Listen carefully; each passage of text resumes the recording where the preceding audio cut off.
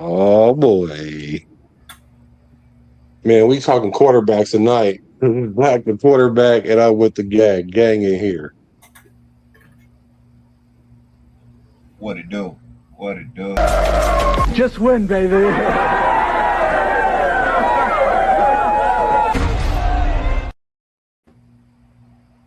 Oh boy, oh boy, we on a late night. It's the late nighter.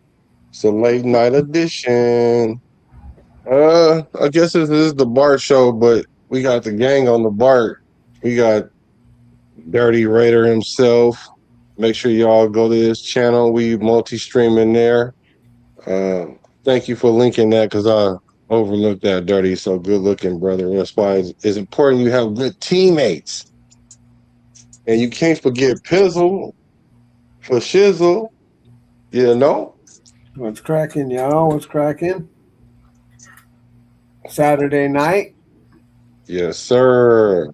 We talking quarterbacks tonight. You know, Black the quarterback is talking quarterbacks, and I got the guys too. Because now it's starting to be a little bit of talk about Kirk Cousins, which I'm glad about because that's what we should be talking about, Kirk Cousins. But I see people be coming for Kirk, so I'm gonna have to I'm calling him Cousin Kirk at this point. That's Cousin Kirk. That's what I'm calling him from here on out right now. Because everybody act like they don't know that he's going to be the starting quarterback, and he's obviously going to be the starting quarterback. Like it's a no-brainer, y'all. And I had a real good comment section today. I had a gentleman named Common Sense, and he dropped the most common sense one. So when we start talking about Kirk Cousins and the Derek Carr and the Matt Schaub talk, then I'll get into that. But the thing that really inspired me about this quarterback talk is the love for Aidan O'Connell. Can somebody, anybody, anywhere explain to me why do we love Aidan O'Connell so much? Like so much that this boy throw 3 touchdowns with the third team, and everybody talking about he cooking in camp already. Y'all was doing this with Aidan O'Connell last year. So I'm going to be open-minded tonight, and if no one tonight convinces me or changes my mind, I'm going to flame him until he out of here. For real. So We'll get the flaming on because I can't even stick up for him, bro. Like he's okay, he's all right. He ain't, you know what I mean? He ain't the business. It's like you can. When he got drafted, I said this is a bona fide, glorified backup. That's all he'll ever be. I agree. Backup. Glorified backup. dang. What up, Bruce Willis? Blessings, What up, brother. Bruce? Yeah. Oh, so it ain't nobody even on the panel that can even help him. No, not on this side. No, they only got Ben's the only guy around that's gonna help him. So, well, can we speculate why the nation loves him so much? Because he beat the Chiefs. Because he beat the. Okay, all right. Let's have that talk. That's great point, Dirty. Okay, I remember the last time we beat the Chiefs. We beat them with 5 field goals. Aidan O'Connell didn't have no touchdowns, no interception, and threw for like 150 yards or something like that. So how is that? Just because he was the quarterback, he was the reason why we won? I'm curious. I wouldn't even say he was the reason we won. Like, truthfully, like when we went and beat Kansas City, when he was the quarterback, bro, we ran the ball. We ran the ball damn near the whole game. We only threw like 6 or 7 passes the whole fucking game. So how does he beat the the Chiefs, bro? Like that don't make no sense to me. Like we beat the Chiefs. You know, the defense beat the Chiefs that game. It had nothing to do with Aidan O'Connell. It had everything to do with the defense, and it had everything to do with I hate to say it, but a hell of a game by Zamir White. Not Zeus. Zamir White had a hell of a game in that game. So let's look at that. We gonna peek at that, take a gander at that, because I know the game before the 5 field goal game was we were playing with AP. These are the games I remember. I know we play them twice a week, a year, but the last time I remember Aidan playing them was we were driving down the field for the fourth quarter field goal or whatever it was, and and AP had Aidan O'Connell scramble and throw the ball out of bounds or something crazy, right? For whatever, to kill some time off the clock. And I remember we got this big completion, and then we were running down the field, and Aidan O'Connell had JPJ snap the ball, and then he gonna go look at the receiver to see if he's set. You're supposed to look and see if the receiver is set first before you ask for the ball. And then JPJ hiked the ball. Ain't no kind of fumbled it, and everybody was blaming JPJ. And I'm not gonna say Aidan O'Connell came out and said it was on him, but I don't remember him saying it was on him. So even then, he didn't beat him. So let's see. What's Aidan O'Connell's record against the Kansas City Chiefs? O'Connell has a 2-2 record against the Kansas City Chiefs. Did it say it didn't know? No, I said 2-2 record. Oh, that ain't good. That's not something to be proud of. 2-2, you 500. Well, I guess that's good because the other quarterbacks have a hard time beating the Chiefs at all. I guess. Okay. I'm speculating right here. I'm hoping the chat can tell me we the people was good. He said he beat them one time. He said they beat him 2 times. But here's his stat line. So November 26, 23, we lost. He went 23 for 33, 248 yards, a touchdown, and an interception. Then on Christmas in 23, he did win. He went 9 for 26, 62 yards, no touchdowns, no interceptions. Then November 29th and 24, we lost. He went 23 for 35, had 340 yards, 2 touchdowns, and an interception. We lost. Then January 4th, we won. This is the 5 field goal game.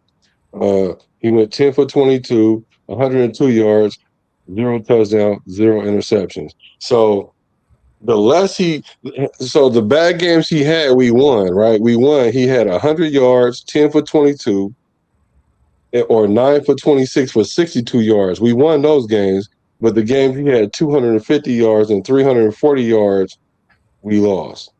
Now, I'm not hating on him. The one thing I do notice on here is no interceptions. So that is good. But he only has he has 3 interceptions he has 3 touchdowns in those 4 games. So he's a chief killer or a chief capturer or whatever. Where are we getting that from? Because like Dirty said, this look like the defense won these games. And if you threw for 100 yards or you threw for 62 yards, I promise you I could throw for 62 yards. The defense did win those games. He didn't even complete a pass in the second half.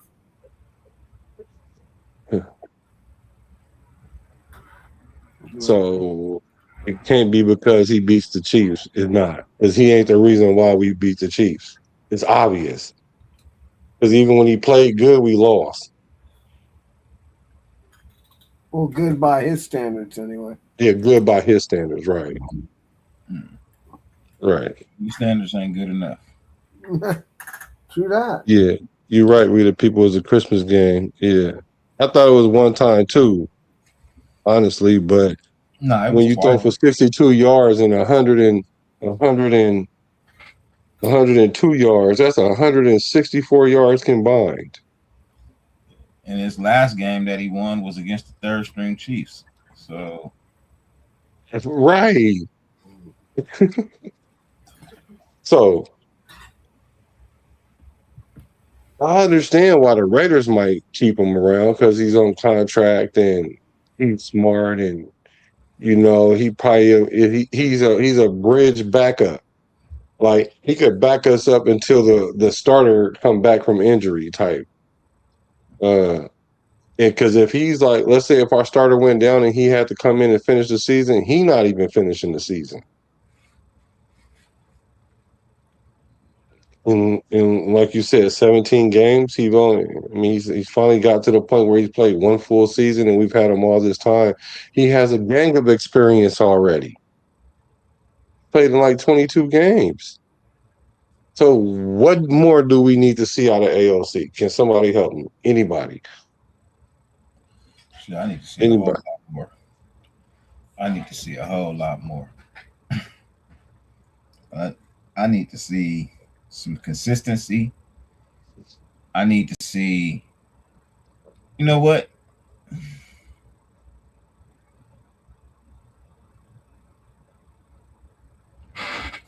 When he got hurt and had to get carted off or bruised, that made me feel some type of way. Made me feel a way. Just being honest. That shit made me feel some type of way, man. Because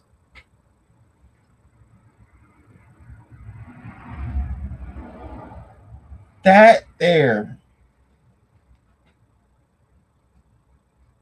the amount of pain that you go through to get a bruise does not equate to asking for a cart to come off the field. It doesn't. Like, it's a bruise. Like, you know how many people tear something and limp off the field? You bruised your inner thigh, which I don't know how that happens. But you bruise your inner thigh or your knee or whatever it is, your lower extremity.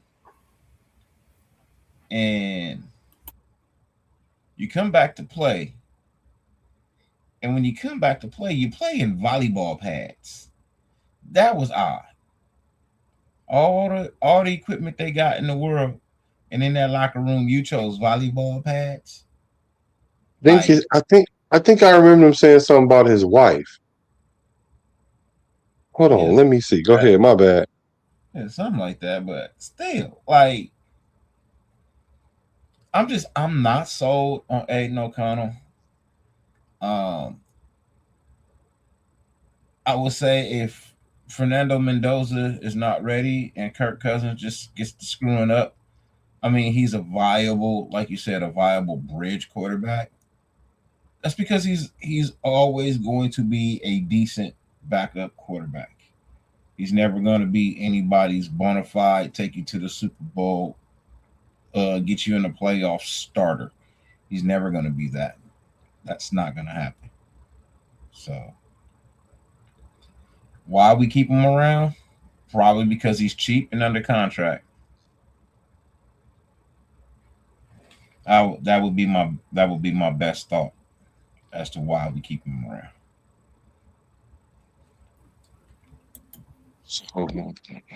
Isn't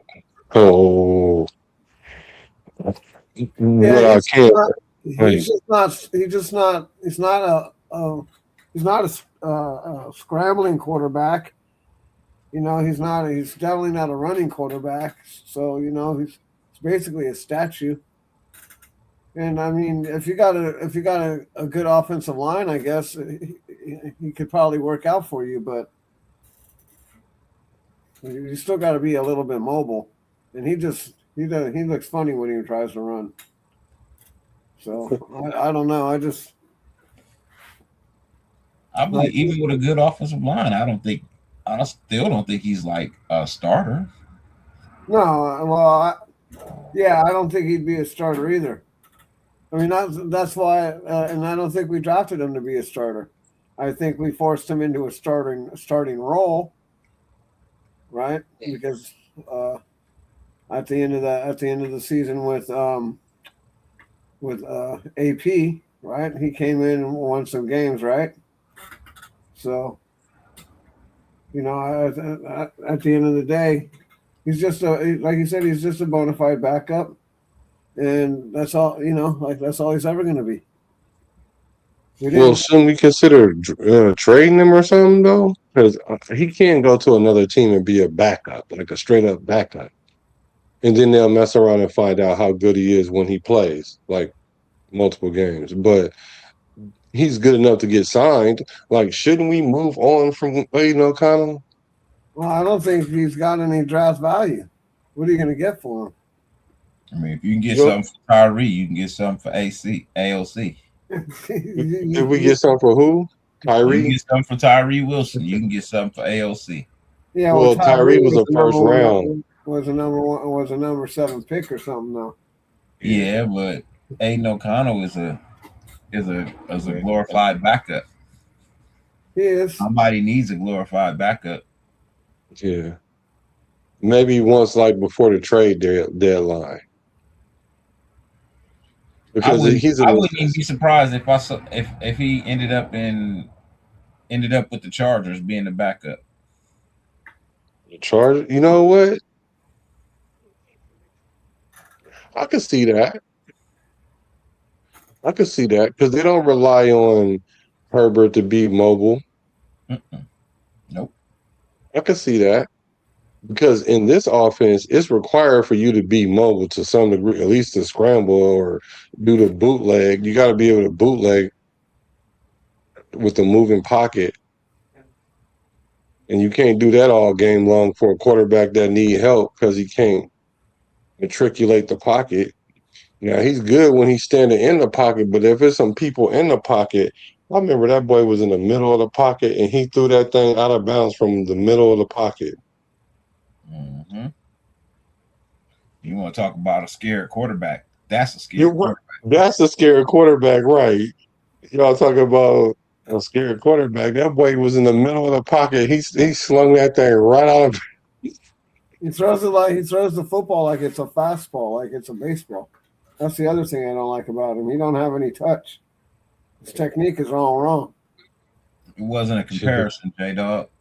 I was just saying, if you can get something for Tyree who ain't did shit, you can get something for AOC who ain't did shit. I think you can get a 5th or a 6th for him. Yeah. I'm not talking no 3rd or 4th or no 1st or 2nd. No. Yeah. You get a 6, a Hell 7. to the no. You know? No. The Spy Tech could take that 6th in that 4th and turn that into a late 3rd or something. You can get a compensatory pick afterwards. You know, like. Let me see. We got something for Geno Smith. Sure did. Especially after the way he played. I'm just saying, a 5th, 6th, or 7th round pick is not out of the question. Right. And now I would gladly take that. I would gladly take any one of those for AOC. Because if AOC see the field, we in trouble. If AOC on the field, we trying to draft early next year. I'm telling you, because knock on wood, barring injury, knock on wood if you're with me, but barring injury, if Kirk Cousins was to go down, right, and they was like, we really gonna sit Mendoza, or it's early in the season, like before week 10 or 11, we might throw AOC out there because we know he only gonna last 2 or 3 games, so we can get Mendoza to like week 13 or week 14 or something like that. Or we might. I personally think we'll be just like, all right, I guess the time is now, bro. Because if Kirk Cousins was to get injured right now at 38, that's probably it for him. And I ain't talking about getting knocked out the game and then you come back 3 games later. I'm talking about like an injury, like a season-ending injury. It's over for him. But if AOC is on the field, we in trouble. I ain't going to even lie. QBs grow on trees like him, not former first round freakish body type. I get it. But that freakish body did nothing. You know what I mean? I think he gonna ball this year. Watch, Tyree gonna ball this year. I'm sending him wherever I can get the most back from. That's where I'm sending him, James. Y'all don't know greedy. Y'all don't know greedy Raider. He's greedy. Yeah. I'm sending him wherever I can get the most value back. I don't give a shit. Like, it's one thing to trade a really good player to a division rival. It's another thing to trade a practice squad player to a division rival. No, scout team. He not a practice squad. Because if he goes to the practice squad, somebody gonna pick him up. That will happen. I'll call him scout team. That mean he on the roster, but he looked at the little card with the plays that the other team that you playing next week run, and then he played the quarterback. Like this week, if he gonna be Geno Smith the week of we play the Jets, he gonna be Geno Smith at practice. Like week 1, he gonna be who the quarterback in Miami. I remember Tyler.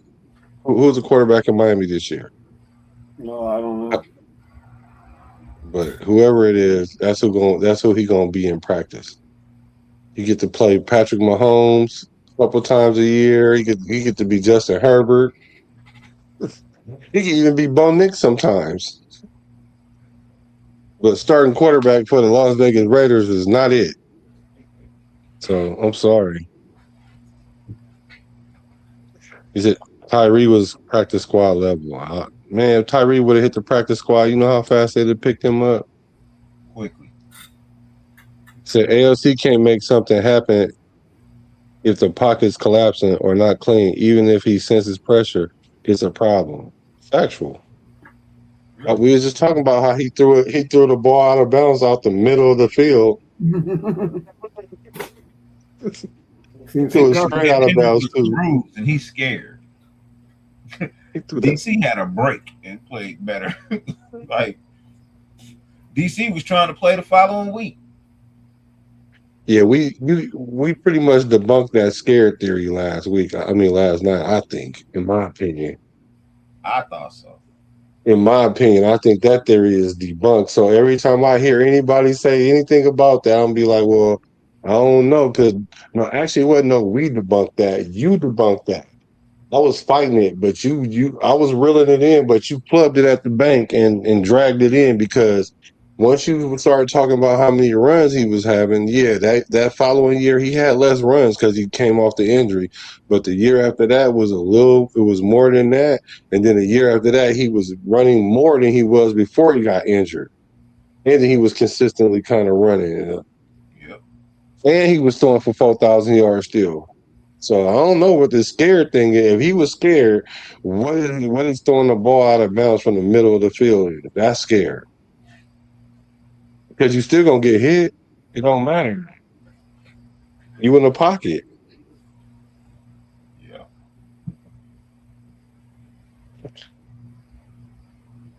What do you say? I thought Fields was gonna play all season, and now Mahomes week 1. Well, of course Mahomes coming back. I don't think he coming back at the beginning of the season though. Now that I'm seeing how he really he's trying to get a grasp on things. From my understanding, Justin Fields is still taking the field with the number ones. Yeah. The timetable for Mahomes to be 100% is like week 4, week 5. But I'm sure you know what that means. Week 4 against us. Exactly. So he coming back week 4, and that's fine. Whatever. First game back, get on his head. I hope we like 2-1. If we 3-0, it's an issue. I hope we tear his other ACL right here. Put him You off can overcompensating. Yep. I'll blow his other one out. Trying to come back too fast. Come on, company man. You trying to come back already? That mean he ain't gonna scramble. And like you said, Dirty, he not a scrambler like he used to be. Because we were making the difference between being a playmaker and a manager, game manager. And now he's starting to become more of a game manager. that can make plays. He's gonna do it even more after the surgery. Yeah. Yeah. You know, see, look, it ain't gonna be many quarterbacks that play as long as Tom Brady. Because the one thing we know that never appeared on any list was Tom Brady and injuries. Tom Brady was always healthy, always ready to go, ready to take his team where he needed to be. These other quarterbacks, they not that. They just not that. Maybe they don't spend the money he spent on the body. You know what I mean? Or Who? whatever it is. But Oh, Tom Brady. yeah. Yeah. Yeah, I think Some more. Maybe y'all need to have some more kale smoothies. nah, they just need to practice more. He stayed in shape in the off season. He took these wide receivers on vacations and they went out and they threw the ball. They did a lot of stuff on the under. So he could go out there and work with these. He was all about work even in the off season. Not everybody's all about that. He wanted to win. Right. They was having quarterback wide receiver camp. Yep. Yeah. Let me see. J Dog say, did the Chiefs take players from other teams with you? What'd you say? There's no rule against it when you got players from other teams with you. Right. J Dog say the Chiefs beefed up the O line. Did they beef up the O line? They have Walker now. That was a good ad for them. It said the Chiefs O line is not definitely improved as a unit underwent a major downgrade by releasing starting right tackle Jawan Taylor this offseason, while young tackles like Josh Simmons and developmental players will look to step up. Oh, so their line took a hit at right tackle. All right. Well, now we know their weakness. So that's Max Crosby's side. So you got to make them pay now, Max. Yep. Because we develop our defense behind chasing Mahomes. Y'all supposed to have this cat and mouse game going on. So.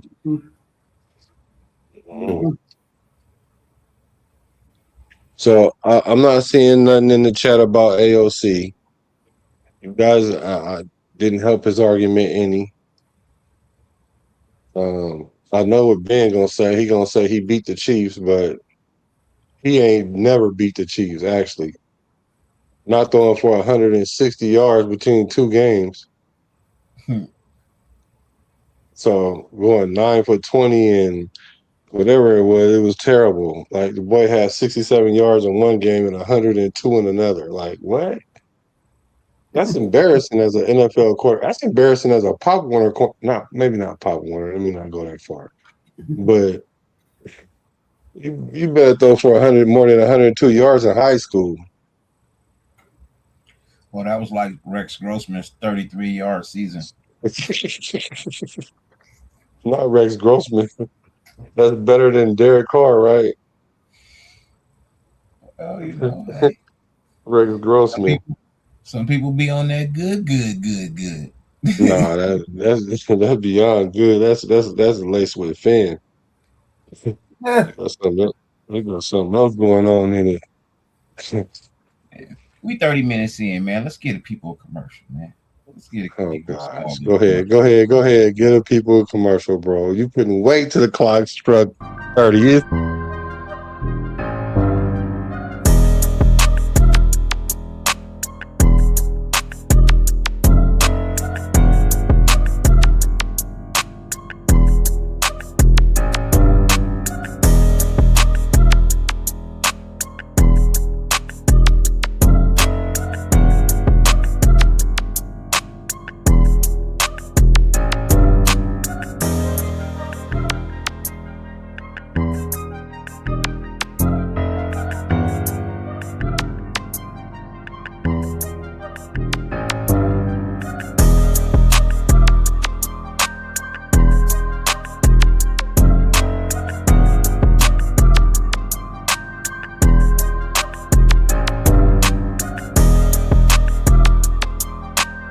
long, we losing everybody. We lost everybody. They came in and left. Saw them come in, then I see them leave. But that's a transition. We transitioning now. We done with AOC. That's hilarious. We done with AOC. So maybe like 15 to 20 seconds. Let's try that. How long was that? I don't know. Oh, she said, I don't know. About a minute. So we go transfer. We go transfer. We go trans. What's the word I'm looking for? Transition from AOC because I'm not understanding it, and no one's helping me understanding it, and I don't see it, and I can't see it yet, and I don't think I'm going to see it because everybody keep want to kick the tires. I'm like, we didn't kick all 4 tires in the spare. What else we kicking? But hey, so you guys have some because we can go back to the other conversation we had. Maybe we can talk about something else before we get to that point. Let me look and see. Do I have something for it? Because I definitely can get into talking about Matt Schaub and Derek Carr because what I did forget too. You know what I forgot? I forgot really Derek Carr got the job by default because Matt Schaub was injured in the preseason. And he came to us off of injury. But he was healthy come game 1, and he had lost the position. But he didn't play game. He didn't even start no games for us. I know, because he lost the position. Because in preseason his elbow messed up, flared up. So Derek Carr beat him in the preseason because he was injured. In the preseason. Matt Flynn was what was his excuse? Oh, I don't know. Matt Flynn was garbage. He was only good when he threw 5 touchdowns against us. When he was getting ready to lead the league. So I don't even know why we talking about AOC. I don't know either why we talking about Honestly, AOC. Man, people keep bringing him up, bro. That's why we keep talking about him. Because people keep bringing him up. I don't know why. I mean, yeah, I said I would love to see AOC get a chance. You know what I mean? But let's just be honest. Like, I don't want him to be a starter, like, unless he can show me something different. But as far as I know, the only ones running with 1s and 2s is Mendoza and Cousins, and they flip-flop with 1s and 2s. And when 3s come on the field, that's when you see AOC. And they're not even on the same field. They 2 fields over. And they was talking about him throwing 3 touchdowns in OTAs. That's why his name popped up. Ouch. 3 in OTAs. Ooh. Right. Ooh, somebody stop me. Somebody give him a torch, bro, because he's on fire. Yeah. Somebody call Station 18. Put this boy out. So let me ask you guys this then. What players, me and Pizzle went through this, but I want to know from you, what players you think that's on the squad this year that if they don't perform better, like considerably better this year, they won't be on the team next year? Who's on your hit list? Who's on your hit list? Now you want me to tell you who my hit list was? Yeah. Okay. So here was from 10 down to 1. Mau. Yep. DJ Glaze. Yep. Darian Porter. Yep. Thomas Booker. Yep. Adam Butler. Maybe. Cody Lindenberg, Maybe. AOC, Yep. Jordan Meredith, Of course. Malcolm Coons, Oh yeah. Should and have been number one. Dylan Lobby. Oh well, he's number one. Yeah. Oh, Him so and you so Coach my list was kind of cool. So my list was kind of had some validity. Yeah. Those are probably the names that would have come to mind for me too. Right. The reason why I don't say Lindenberg or maybe on a Lindenberg and what was the other dude I said maybe Adam Butler. Adam Butler is because they're contracts. Mm-hmm. You know what I mean? It's based on their contracts. They got team friendly contracts. So I think we're okay with letting them play them out. Okay. All right. Here we go. Here we go. I forgot to address this angle. AO12. I never even knew that was his nickname. I actually like that one kinda. AO12 may do a lot better under Kubiak's system. Last coaching staff was trash. All the coaching staffs we have is trash, right? But the quarterbacks that rise to the top still rise to the top. That's why I understand why we mad at Derek Carr, because he definitely kept his franchise head above water. And it's not good enough. I understand because we didn't win no playoff games with it. I get that part. Now that part I can concede to. But there's no way that I can sit here and say that if you put AOC in Kubiak's system, yeah, he might play a little better. Instead of week 4, he might get hurt in week 6. Because he's gonna play a team that's better than the Raiders for real, and they're gonna be on his head. Because like no matter how good we are this year, there's gonna be teams that's just gonna take us through there. So like the Rams, they're gonna take us through there. Now I was watching Seattle and the Rams game, and you talking about a chess match between offensive coordinators? Oh yeah. You mean last year in the NFC Championship Yes, game? Oh yes, yeah. I told you they called 2 yes, perfect games in a row. bro. I want to break that down because that needed to be studied. Clint Kubiak's play calling was. I'm That's telling you, what's gonna like, give us that's what's gonna give us the edge over the Niners, Seattle, and the Rams this year. because that boy play calling, the formations, the motions, the keeping the defense off of, you know what I'm saying, off their head.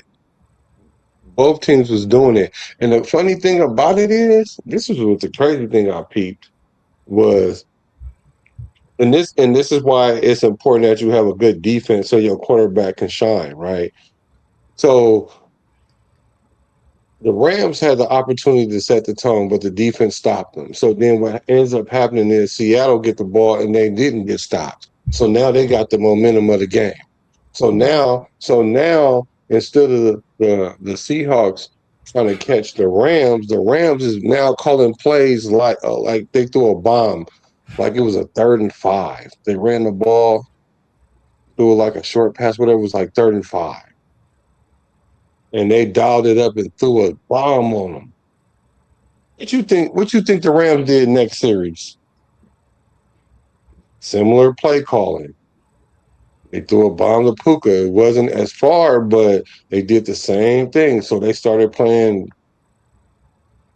5 versus 5, cat versus mouse.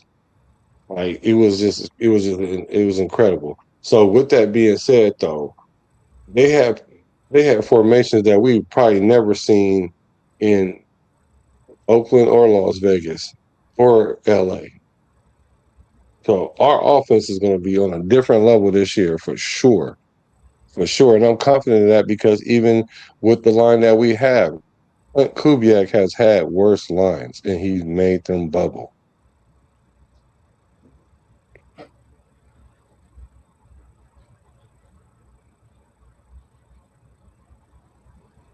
No, yeah. So, did you have any other people on your The hit list? offensive line coaches made him bubble. I don't remember dude's name, but he's the one Yeah, that's making them bubble. yeah, he definitely was a big reason why. He's a straight genius at this spread offense blocking scheme. Those guys have been best friends for years. Said Trey Tucker is on that hit list. I think Trey Tucker good. He gonna get extended.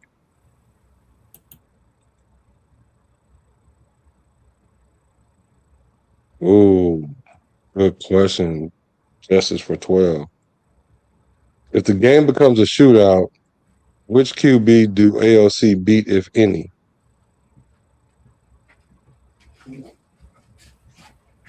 Well, I agree. Sorry, I had to run in the house. Oh, I was wondering. I was talking to you, and I was like, "Oh, he must not be there." My bad. Yeah, I wasn't here. No, no, that's good. What's up with Raider Paul? So the question is, if the game becomes a shootout, which quarterback does AOC beat, if any?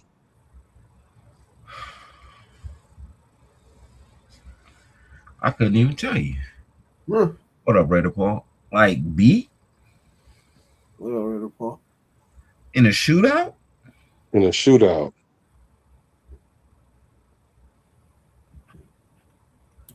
How many people seen Harlem Nights? Rex Grossman. You know, I thought that first. That was the first person I thought of. That was the very first person I thought of, Dirty. Was Rex Rex Grossman. You know Grossman. Rex Grossman gonna be the butt of all our jokes from here on out. For real. Rex Grossman gonna be the butt of our jokes from here on out, for sure. So okay. Y'all not gonna Maybe I beat should the just Knicks, though. You can go back to the finals all you want, Raider Paul, but y'all not beating the Knicks. that's crazy. They better blow the Knicks out. The Knicks better not win no more than 2 games on I don't know. everything. Knicks center got a broken finger, so it might be tough. So if the Knicks even come close to winning this championship, if they even win a championship, I'm for sure not watching the NBA no more. If the Already ain't Knicks, watching it now. if they got their center, it'll be a tough series. If they ain't got their center, I just don't see it.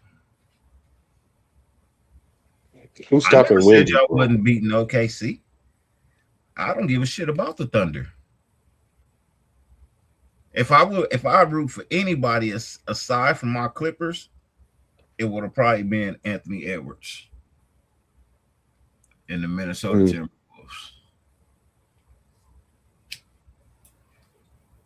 And if Well, Anthony I'm Edwards not. ends up going to the Lakers next year, my bad. I Oh, go I, ahead. I Who? will get Anthony Edwards. Oh, If Ant-Man goes we- to the Lakers next year, I we- would probably give me an Ant-Man jersey. he I do want overrated. a Timberwolves Ant-Man jersey. Yeah, I don't know, man. I ain't gonna lie. I said that I didn't say this online or nothing, but I definitely didn't think they was gonna let Spurs beat OKC until I found out how many OKC players was actually hurt. But still, even with that being said, though, them players that was hurt, it was hurt when OKC won those 3 games too. So they just fumbled the bag this year for sure. But congratulations to your team, Raider Paul. Yeah, congratulations, San Antonio. They wear Raider colors. I love it. So the Spurs would be the favorite, and the Knicks have a better chance with the Spurs than the Thunder. How? Wow. OKC looked very vulnerable outside of all the flopping. Mm-hmm.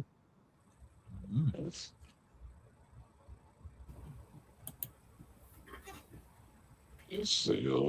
So you don't have anybody else on your hit list that wasn't on my list? Probably Rudy Gay. Are you talking about the kicker? Yeah. Oh, Matt A with the G being silent. I'm sorry, Matt Gay. Rudy Gay was a baller. Yeah, Matt Gay. If Matt Gay Yeah. is if he's trash in the preseason, I think he's out of here. It'll be the mistletoe's job. Or rocket toe or toe missile or whatever. Tokyo toe, bro. Toe. Whatever. He's just a rocket toe. Mistletoe. The mistletoe. Yeah. That boy mistletoe. I hope he comes with a bigger leg than 52 yards, bro. That boy mistletoe. What up, Raider Lee? If he kicked 55, 56, 57, 58, I'm gonna call him mistletoe. That's what I'm gonna call him. Because he has to hit 65 for him to be a mistletoe. Well, no, like going from 52 to like 59 is like a big leap. I don't expect us to get a kicker to kick 65, bro. Not all kickers kick at 65, but it's like 3 of them. I need that kicker that dropped 70 on us. Oh, but that fool was kicking them in preseason too. Remember he kicked the record, it didn't count. And then he kicked it against us and it did count. And then he broke it the following week against somebody else. Made me feel. So what are your thoughts about the Tokyo Toe? Do you think, we only got 2 kickers in camp right now, and we got Matt A with the G being silent, and we got the mistletoe, the Tokyo Toe, the tornado toe. I want whoever's more accurate. I don't give a shit from how far. Out of the 2? I don't care if you only come in to kick 50 yards and less, man. I just want the toe that's accurate, bro. The monsoon toe. It's the monsoon toe. Shit, bro. I don't think anybody ever be like our half-footed kicker that we had. Oh, you talking about George Blanda? Half a foot. Yeah. Was it Blanda? No. But Blanda was our kicker and our quarterback. But you talking about the dude that had his toe with the shoe that was flat. Yeah. Hey, so Raider Lee. Everybody, a lot of people are rooting for him. And my question once again is why? Why? Because y'all like the story that he learned how to kick on YouTube and he was a Raider fan? Like, I get that. Like underdog story though. Bro, I'd rather win underdog games than listen to an underdog story because if you're not kicking 55 plus with some level of accuracy, and we need a 54-yard field goal in the game on the line, bro, I'm not confident with that. He might hit it.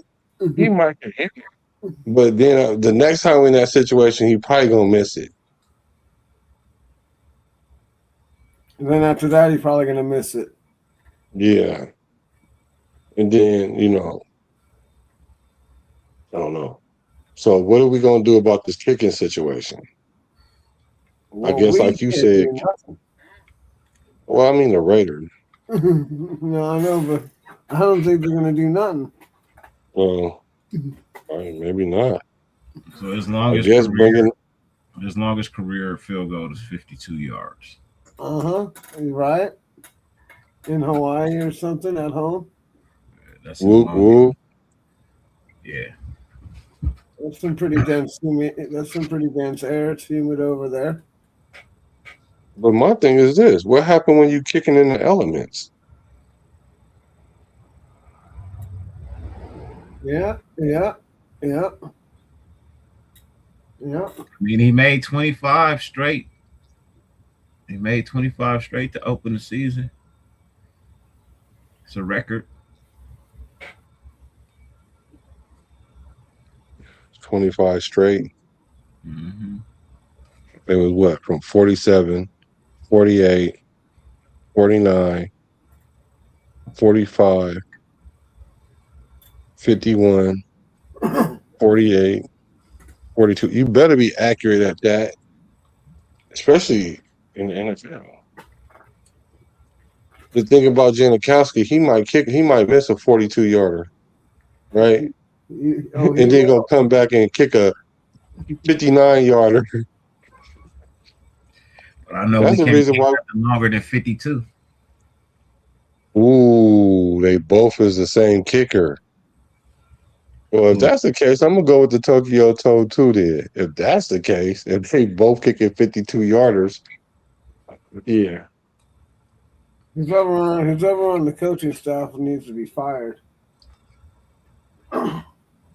Special He teams. was He on. hasn't been accurate in any team that he's played for, and I think we're like the fourth team. So I damn sure know he wasn't accurate in Frisco. I think his best season might have been with what, the Rams. I remember 72%. That's not look good. 7 out of 10.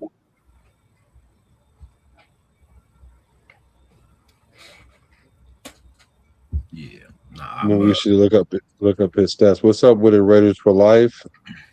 Thanks for hacking in. So I need to look up Matt Gay's numbers. Let's look up his stats. Hold on.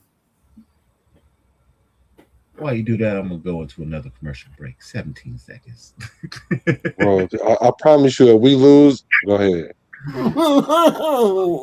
Put the commercial on, Dirty. I'm gonna put the band on him because we got 16 people in here. I promise you.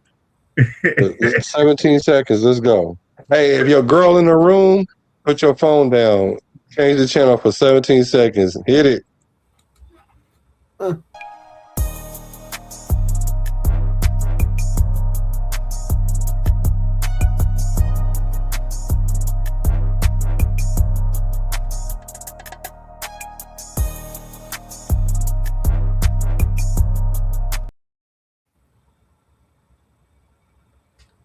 Seconds. Thank you. We survived it.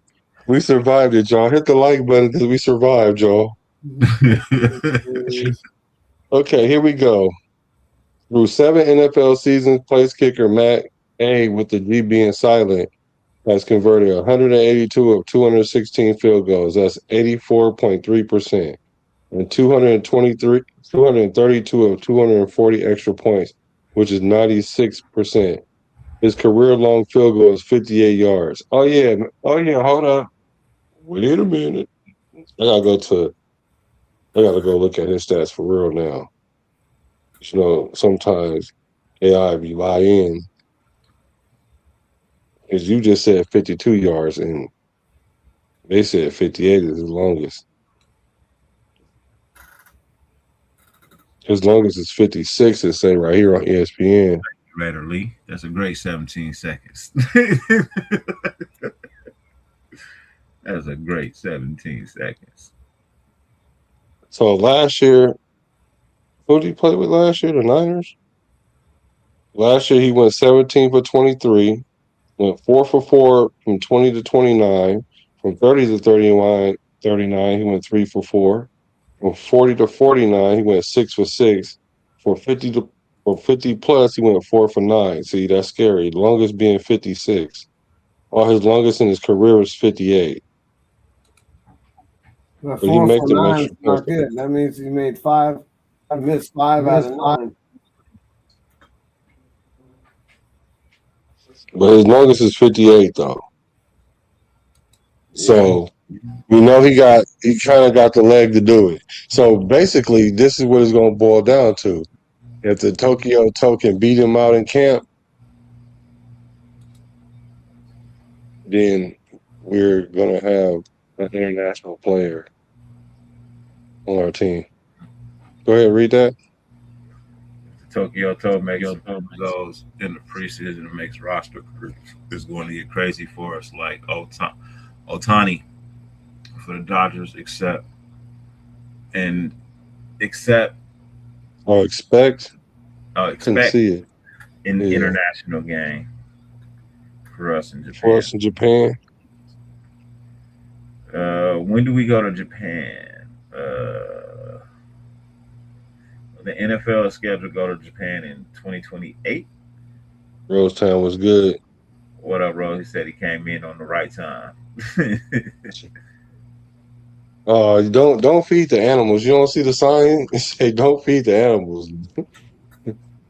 Dirty with it. You know he ready for it. He here for it. people That's why love he the king of late night.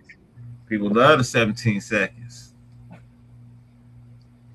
used to So out for super chats.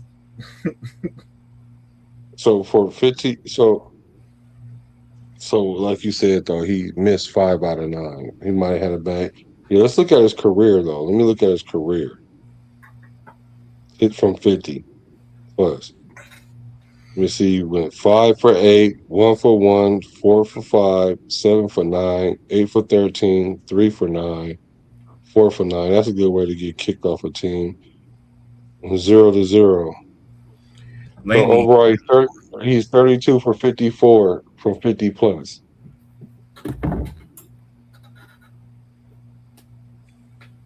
but As long, huh? lately he been off. But he make them extra points though. That boy You only missed supposed 8. to. They chip shots. They all supposed to make them, but they don't. He only missed 8 extra points in his whole career in 7 years.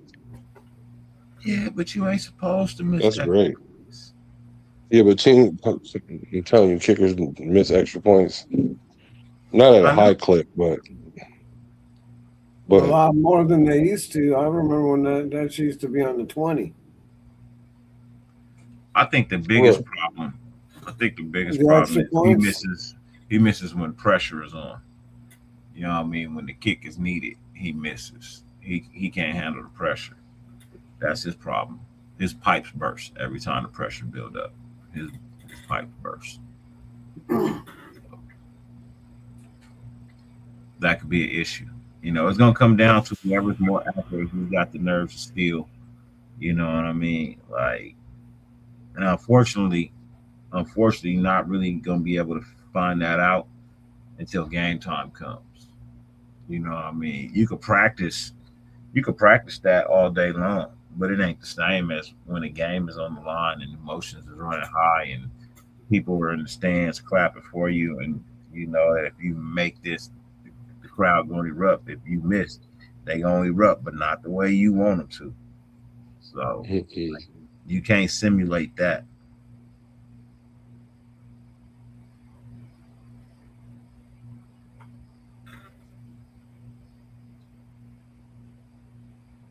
That's one thing you cannot simulate. So um, we'll see. that's only tough. Well, at least I know he can kick field goals past 56 or 55. So I'd rather take a kicker that is slightly inaccurate, but I know he got enough leg to get there than a guy that's a little bit more accurate. But you know how he kicked the ball and then from TV it's in between the uprights. It looked like it's gonna go in, but then it land in front of the Doink, goalpost. Yeah, doink. or doink. So I don't. Say he can't kick it from that far. We don't know. That's just the only one that's been recorded. We don't know if he ever had to kick from 58 or 60. Okay. 52 might have been the longest he ever really had to kick. You know Okay. what I mean? Fair Let's enough. find out. Let's Fair find Maybe. enough. out. I'm gonna you know what? I'm gonna go ahead. I'm gonna look for his 52-yard kick. I'm gonna We'll look look at it it. up. Monsoon toe. He said the monsoon toe. He don't even have no stats. Where's college stats in it? And he gonna be a rookie too. First of all, he's 6'2". That's the big Asian. Yeah, he is a big Asian. That's big.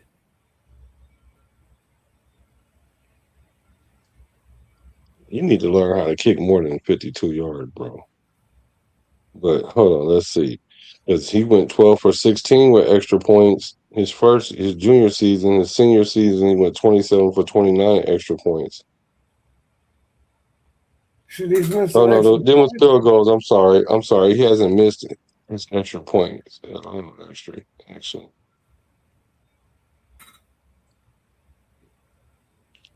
I'm trying to see where his longest kick is though.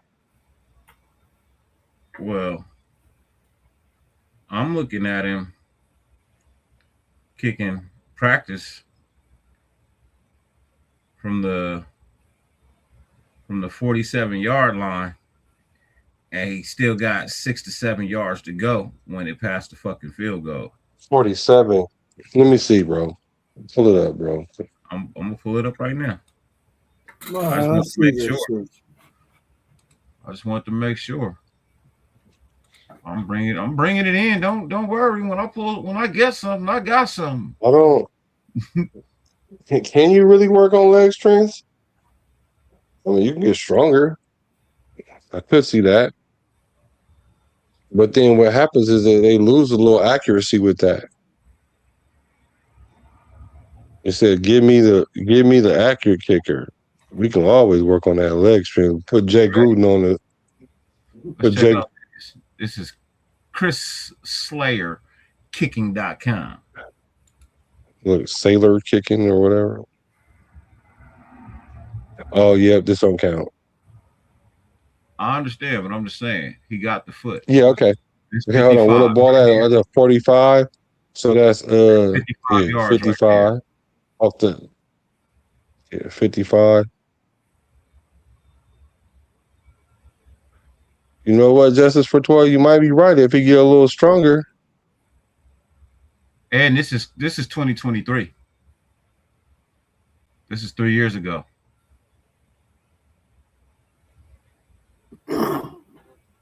So this is from 50. This in high school. Oh, this even I don't want to see that then. Because if he kicking 50. Oh, so basically your argument is they might not actually in college they might not never put him out there that far. So we really don't know. So you really don't know. Right, because they're not about to put no college kicker out there for 52 unless it's like the end of the game and they don't have no choice. So Justice for 12, you might be right. You might be right, actually. And all his shit is through the uprights, bro. Like look at the loft that he got on that shit. You know what I mean? Like that's a hell of a kickoff. I'm not worried about him in the pressure because you know the Asian culture they put a lot of pressure on their kids. They know all about pressure. Not that I'm part Asian or something, but just from what I understand, you know, you get a B, you get kicked out the family. You're like, well, I got a B, my family might take me to Sizzlers.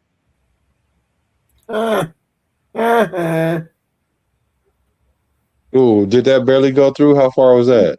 This kickoff. This ain't field goals. This kickoff right here. This him and JC at his JC.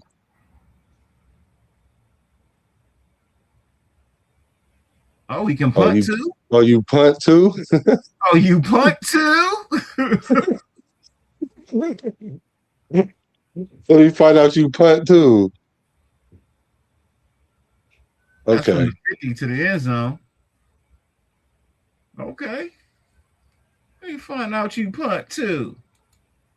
I just need you to work on I need you to work on your toenail. That's it. Just get that toenail right. Get that leg in shape and get them toenails clipped. Yeah.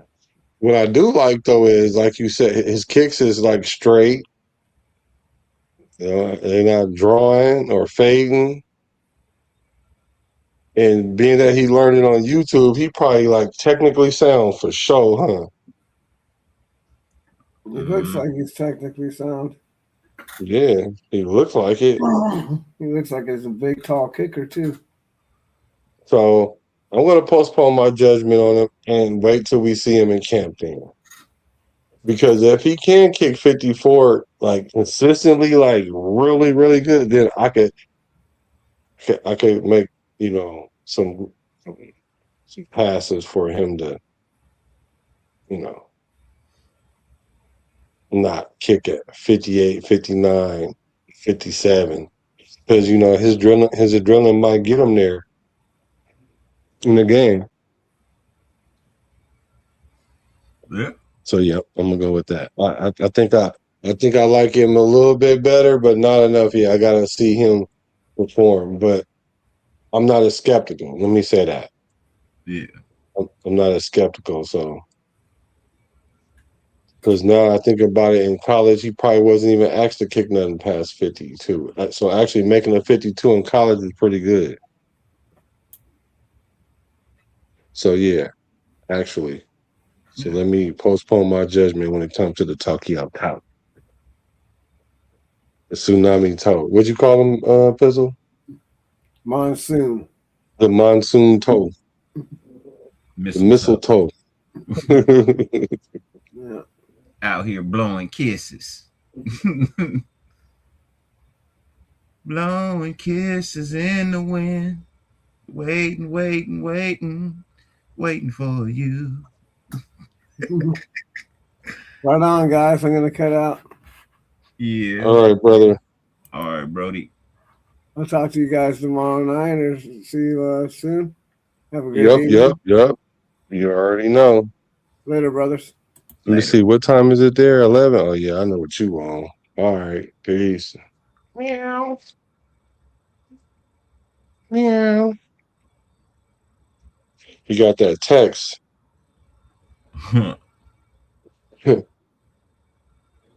What you doing? Nothing? Yep. So That's how it be sometimes. Yeah, I get it. If it ain't in the house, you got to get it out the house. Yeah. But in house is better because all you got to do is wake up and roll over. Or you just have a inkling on your mind. I would say you gotta do more than that. I don't mean just that, but you ain't got to go make no phone call. You ain't got to wait for somebody to show up.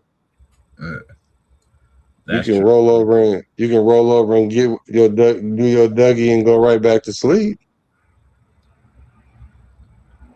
By the time somebody could show up before DoorDash could show up. That's a perk. Okay. So, all right. So let me see what else now. What else we can talk about all day night? Because we agreeing too much. We agreed on Derek Carr. I think that's the only thing we really agree. Now, I won't say the only thing, but we really, really are the only ones on that Derek Carr island because everybody want to flame Derek Carr. And I think that's disrespectful. And I don't even know why people acting like that with Derek Carr. It really made me mad though. Because it makes me feel like we will never be grateful unless we win a Super Bowl, and that's terrible. Yeah. It's unfortunate. You know what I mean? Because I think go ahead, I'm sorry. No, it's unfortunate people think that way. Like, I get it. The Super Bowl is, what everybody strives for. But if I could just get a team that's not a laughing stock of the NFL, I'd be fine, bro. I'll eventually get another ring, hopefully, but I would give anything just not to be the laughing stock of the NFL. What up, Phil? Philly Phil, my guy. What's good with you? Philly Phil. Good with it, brother. And so were we the laughing stock last year? I think we were the laughing stock the year before that. Years. No, I don't think that. I do. No, there's teams that were much more laughing stock than we were, no matter how dysfunctional we look. They don't talk about them. They talk about us and how bad we are. Yeah, they stopped talking about the Raiders for the last couple of years. Except for when Pete Carroll came. In AP, we was a joke. We was a laughing stock that year. Actually, you're right, because even when we had McDaniels, they was talking about us, but they wasn't even really talking about us bad. They was just like trying to figure out if McDaniels was going to end up making himself a head coach, or is he really just a good coordinator? But to us, he really almost he almost sunk the franchise, in my opinion. Yeah. I mean, I feel like he did sink the franchise. Right. Because he sent us on the quarterback carousel. Mm-hmm. On the most atrocious one too. You mean Garoppolo? Huh? I said what? Because we went and got Jimmy Garoppolo. And how many games he played? I don't even think he played that many games.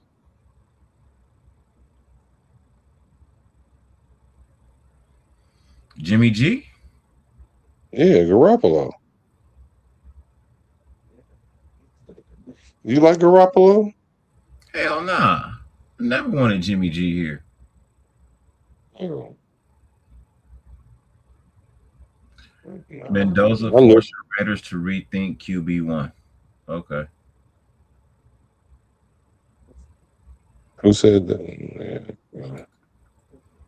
Let me see who posted this. NFL Outsider 24/7. See, I don't see. That's what I'm saying. The Raider Nation should be rejecting that. We shouldn't be trying to sit there and try to make sense out of Mendoza being QB1, because he's not going to be the QB1. He's not going to beat Kirk Cousins out. The only way he beat Kirk Cousins is if he's injured. It's the only way. The only way. I'm sorry. I'm sorry. I don't think so. In what world can he beat him? In this world, he can. I think he can. I think he can. Based on what? You putting him up against a player that knows the NFL already versus a quarterback that don't even know the speed of the game yet. How? He ain't Jamar. He not Joe Burrow.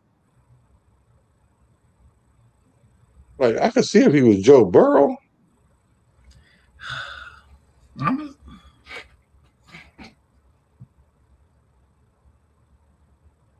It has Kirk won.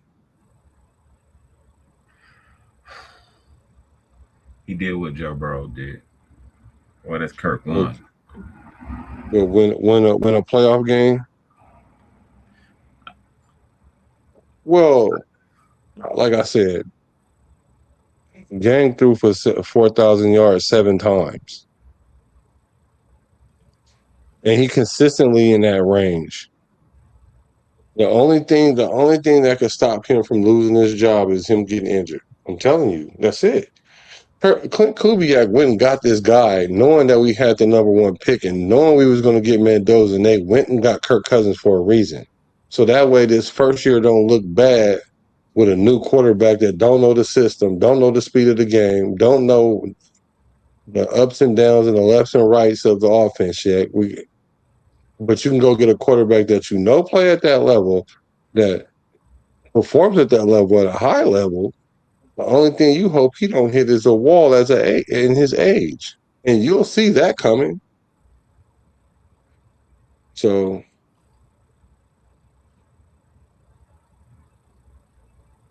I don't know, Raider Paul. I think they look like they might be. I don't know where they at. They might be getting some meow. Kirk couldn't. So you telling me? So this is my thing. So you telling me he gonna come out throwing for 4,000 yards his first season? I didn't say all that. No, I'm looking at the comments. Like, can he do that as a rookie though? Like, no.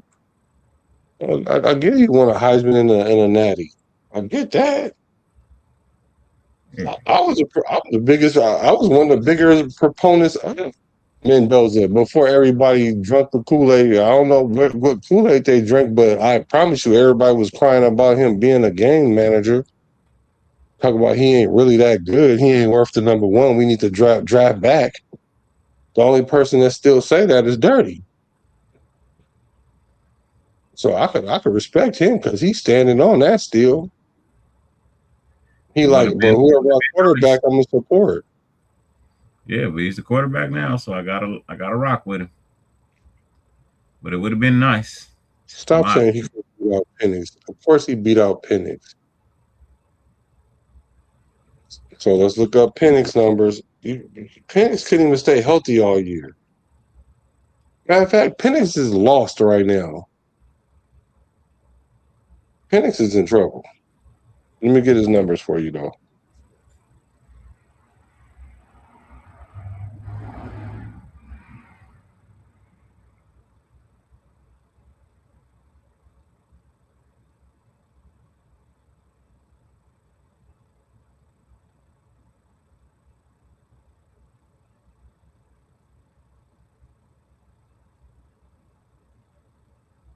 Come on, Dirty. You gotta clean up the dead air. Oh, well, you was talking about Penix, and I got lost because I'm trying to figure out why we talking about Penix. You know what I mean? Like to He me, said, because the I mean, comment. Oh, I thought the comment was on the board. My bad. He said yeah, he couldn't beat out Penix. Kirk Cousins couldn't beat out Penix. Yeah, and I don't. Oh, that's why we talking about Penix. Okay. Yeah. I was wondering. I'm like, where'd you see that? I didn't scroll down far enough. Yeah, my bad. I thought it was on the screen. My bad.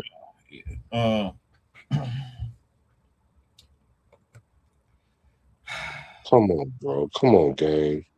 I said this. If we get the Kirk Cousins from Minnesota, Washington years, that could be a really good Kirk Cousins. You have a really good quarterback. But if you get the Atlanta Kirk Cousins, that could be a problem. And yes, I see Mendoza beating out in Atlanta Kirk Cousins. Maybe not a Minnesota Kirk Cousins, but like I said, I feel like a lot of his success with Minnesota had to do with that football team in general, bro. Like they had good running backs, they had good wide receivers, they had a decent O line, they had a defense. Like they had a lot more going on for them than we do. You know what I mean? At the current moment, as the way that as the way last year went. Now it could be completely something different this year, and I'm just like we have to wait and see. But I mean, I I would like to see Mendoza go out and win the job. I'm just saying, when you get drafted number one overall, I have a high expectation of you. Now, if it don't happen, it don't happen, and it's very understandable if it don't happen. But when you get drafted number one overall, bro, people, there's gonna be people that expect you to go out there and win the job. I'm one of those people. There's gonna be other people that would prefer you to sit and learn. They're entitled to that. I don't want to feel like I wasted a first round draft pick for no reason at all, bro. For no reason at all. So I wanted to We go out stick him there. out there. He get. Our the last quarterback we drafted that won the job and held on the job for 10 years was drafted in the second round.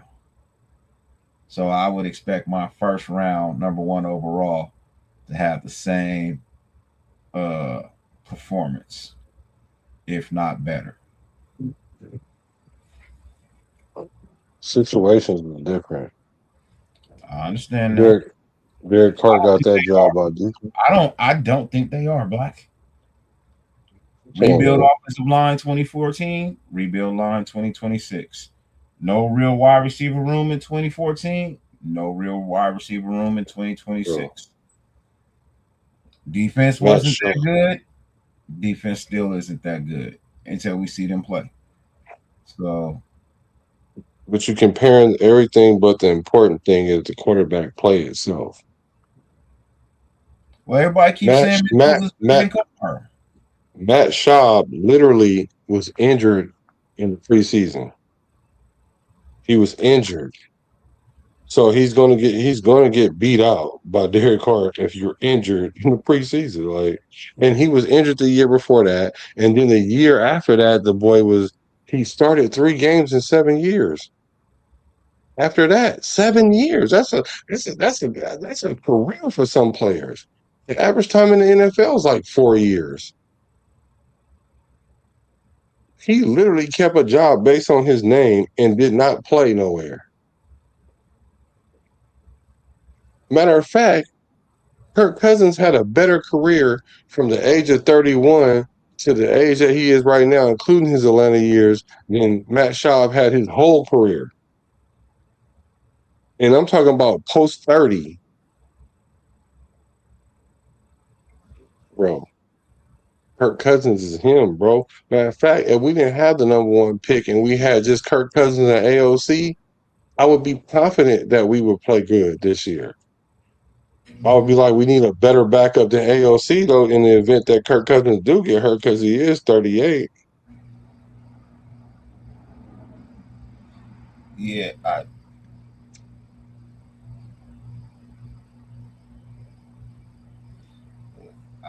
And I get that we should the first round pick thing, but we are in a situation that's not typical.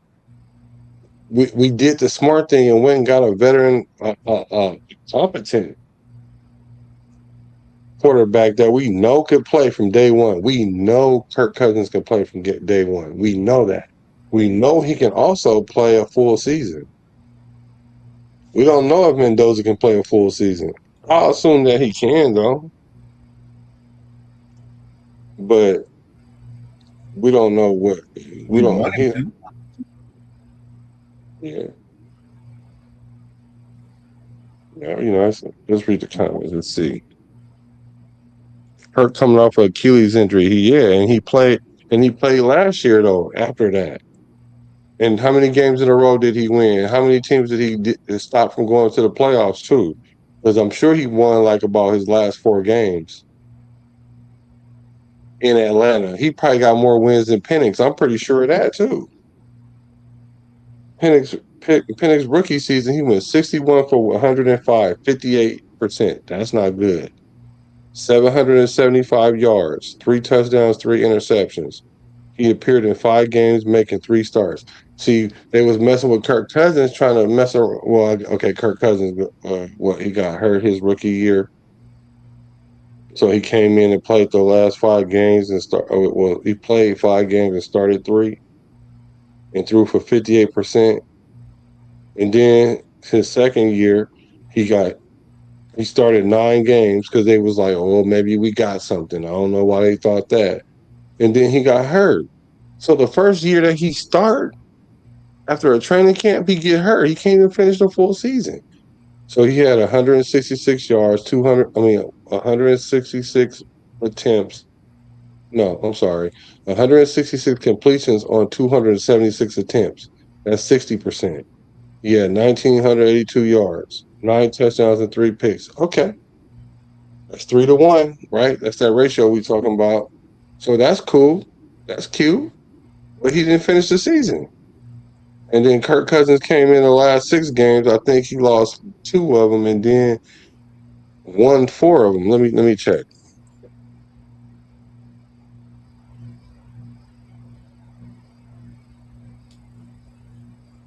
Who was AOC? Who was OC in Atlanta? They all got fired for a reason. Terrible system. Kirk Cousins going 2 years from his injury. He should be 100%. No excuses. And that's the thing, Cash. If he's supposed to be 100% right, and he goes out there and he lays a goose egg, that's what I mean. If he goes out there and he gets outperformed and he's 100% healthy, Like my whole argument is I want to see the best players out there. I don't care for names. I don't. I just want to see the quarterback that's going to get the best results with the team. So I I want to win this year. I want to win more than fucking 3 games. I want to be more than a 3-win team this season. I don't think that's a lot to ask for.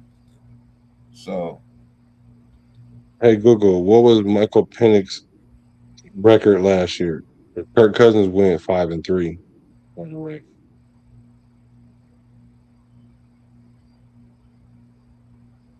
And Penix went 3-6. So how are you fixing your how you typing your fingers to say he outplaying Kirk Cousins? How? Kirk Cousins won more games than the Raiders did last year. Backing up. So even if he is the Atlanta version of himself, he better than Gardner Minshew. He better than Geno Smith. He better than all these quarterbacks that we brought in since DC.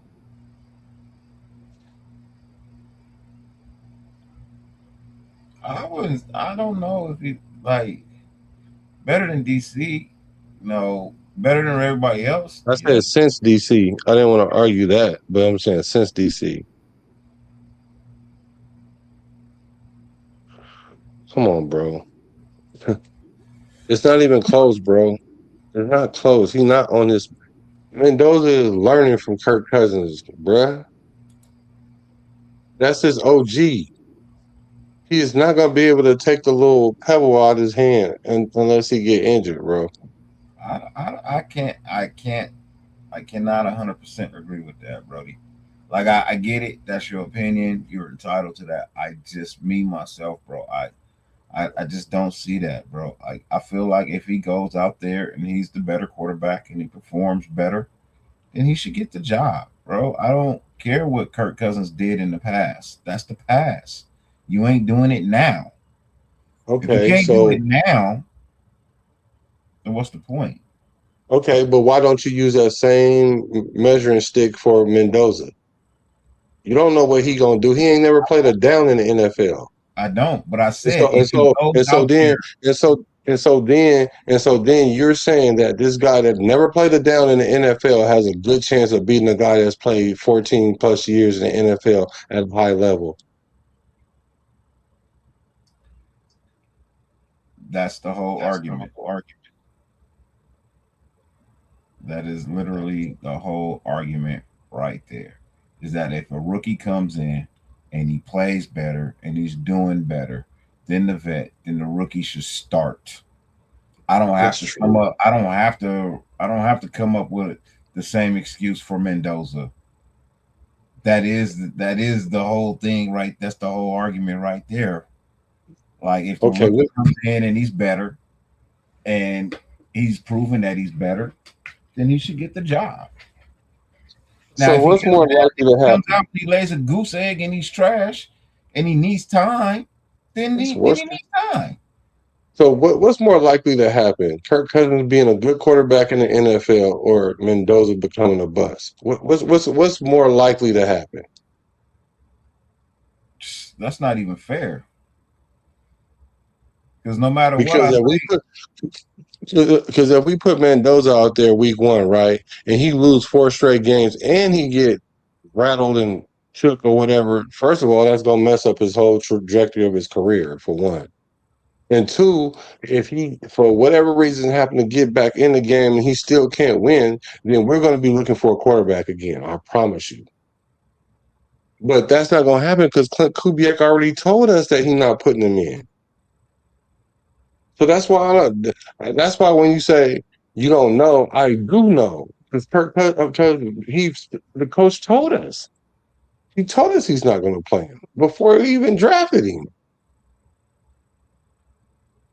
And even if I was to not take his word for it, just the play on the field itself, he's not even going to compete. It's not even going to be close, bro. Now, Can Mendoza play good? Yeah, he can play good, but it will be nowhere near the level that Kirk Cousins can play. It's not. That's like saying, bro, the experience alone, bro.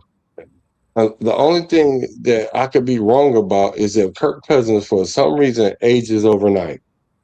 If he just ages overnight, that's the only way, bro. I hear you. But if he do get beat out by a rookie, then he should sit, just like he said. Yeah. But he know, just like I know, that based on what it takes to play NFL quarterback, that can't no rookie come in there unless he's a Joe Burrow already, where his athleticism and just raw talent is so good that you can teach him the game as you go along. Yep. But that's not how. So that's what y'all thinking Mendoza is. You might think that, and that's why I respect your opinion. But all these other people that saying that, these were the same people that was talking about it was a bad idea to even get Mendoza, or they wasn't even hella high on Mendoza like that. Everybody is sucking. Like I hate talking about that. Everybody is on his tip because they want to see him play now, and I'm like, that's a personal thing. That's not football. That's a personal thing. That's you. That's you being a fan, and I'm not looking at it from a fan perspective. Because if I was looking from a fan perspective, I'm still gonna say Kirk Cousins because I've always liked Kirk Cousins from afar. Like I always thought he was a solid quarterback. Like, but I really didn't pay extra attention to him because he wasn't in our division like that, and I just saw this guy playing well. But I just can't see Mendoza beating him out physically because he doesn't even know enough. Maybe I don't know. Yeah, what I say? What did I say? What you mean age overnight? Yeah, like what I mean by that is like if he like just wake up and he can't take no hits, they gonna tell me what I know. First of all, he said, "Black, you don't know the man. Mendoza, the chosen one." I remember they said Wemby can't start and won't be ready for NBA for 3, and we going to the finals. I never said that. And whoever said that was goofy because you could tell when Wemby came into the league, he was going to be that guy because he was that guy for France.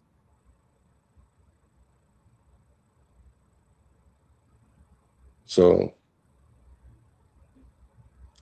you probably just never like. Okay, he said never like Kirk Cousins. Oh, Right. yeah. There's no need to hurry up and put him in. I don't think it is. And then he said, look at Jackson Dart. He got hurt.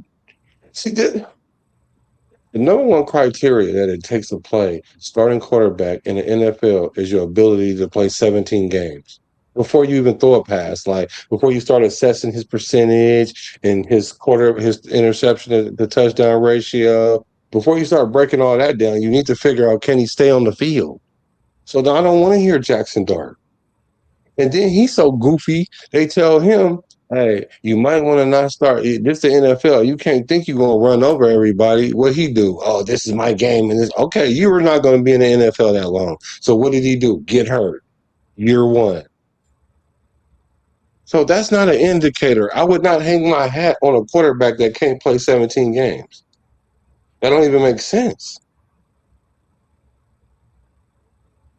It doesn't. Jackson Dart don't work. And plus, anyway, who did they have?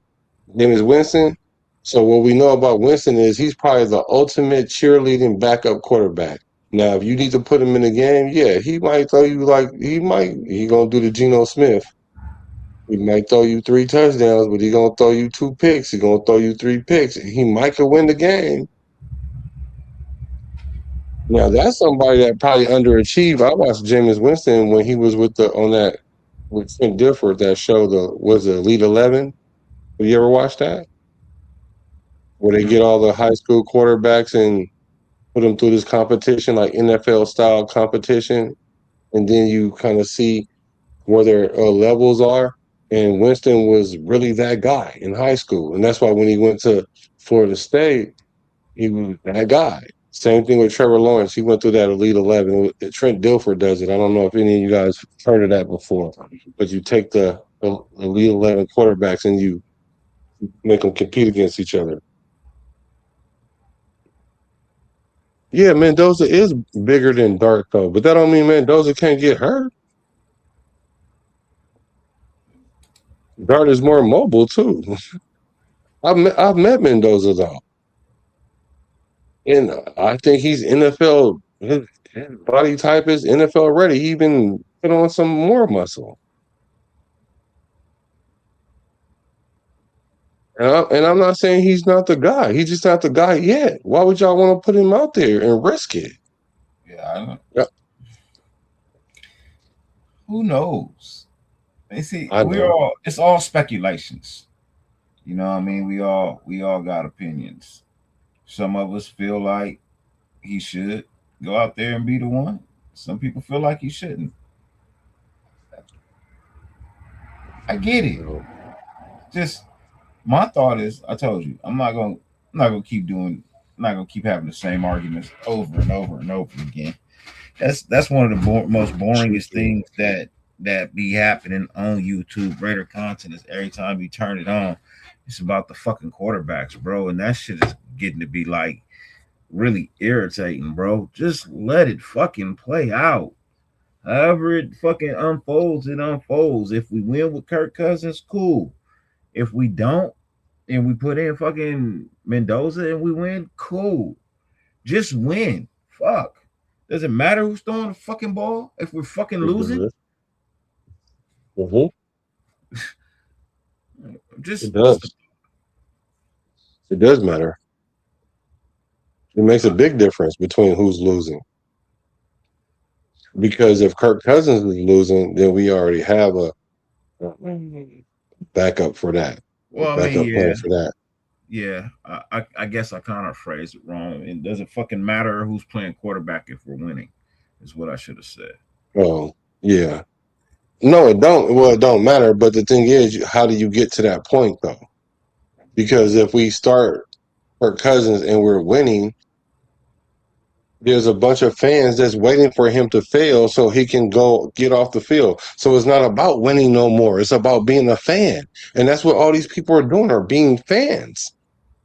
They're being fans. That's because when you say they're talking about the quarterback, I agree, but they're not talking about the quarterback. They're talking about Mendoza. That's the reason why I'm talking about Kirk Cousins. Yeah. I'm the one that brought the Kirk Cousins conversation to the table because people ain't talking about Kirk Cousins. They only talk about Kirk Cousins as a byproduct of Mendoza, as if Mendoza is supposed to be the number one guy right now. And he's not. And I don't know why everybody keep trying to make him be the number one guy. The coach even said that. Mendoza even said it, but yet and still we have I can see why the media does it, but the fans should not follow that. The media doing it, I get it. They're trying to find a reason to make us look incompetent.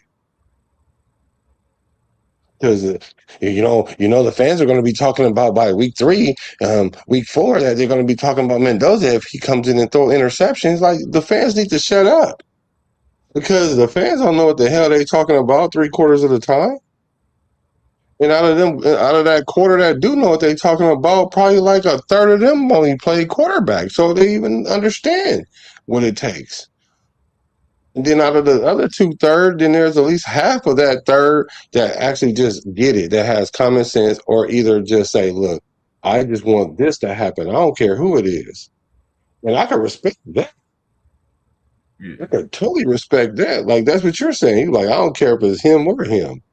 I mean, I'm wondering why y'all don't throw this guy out there if he's a 26, 27 version of the car. Why don't we drive that one? It's the newest car. Like, why would we want to go back to the 2000 one? Like, I get that.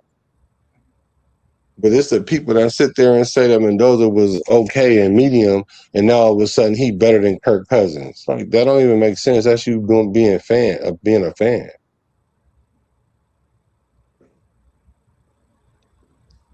Kirk is playing with house money, so we see what happens.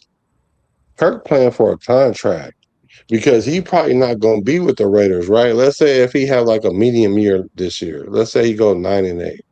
Do you bring him back, Dirty? 9-8. Yeah. Yeah, I bring him back at 9-8. Why? Because it's 9 wins. 9 wins is 9 wins, right? 9 wins is 9 wins. Right. But he only one game over 500. Still over 500. Right? He's still over 500. Still over 500. Still a winning season. Plus, I'm sorry. My bad. No, I'm saying it's still a winning season. Yeah, it is. So he go 9-8. We dang near gotta bring him back.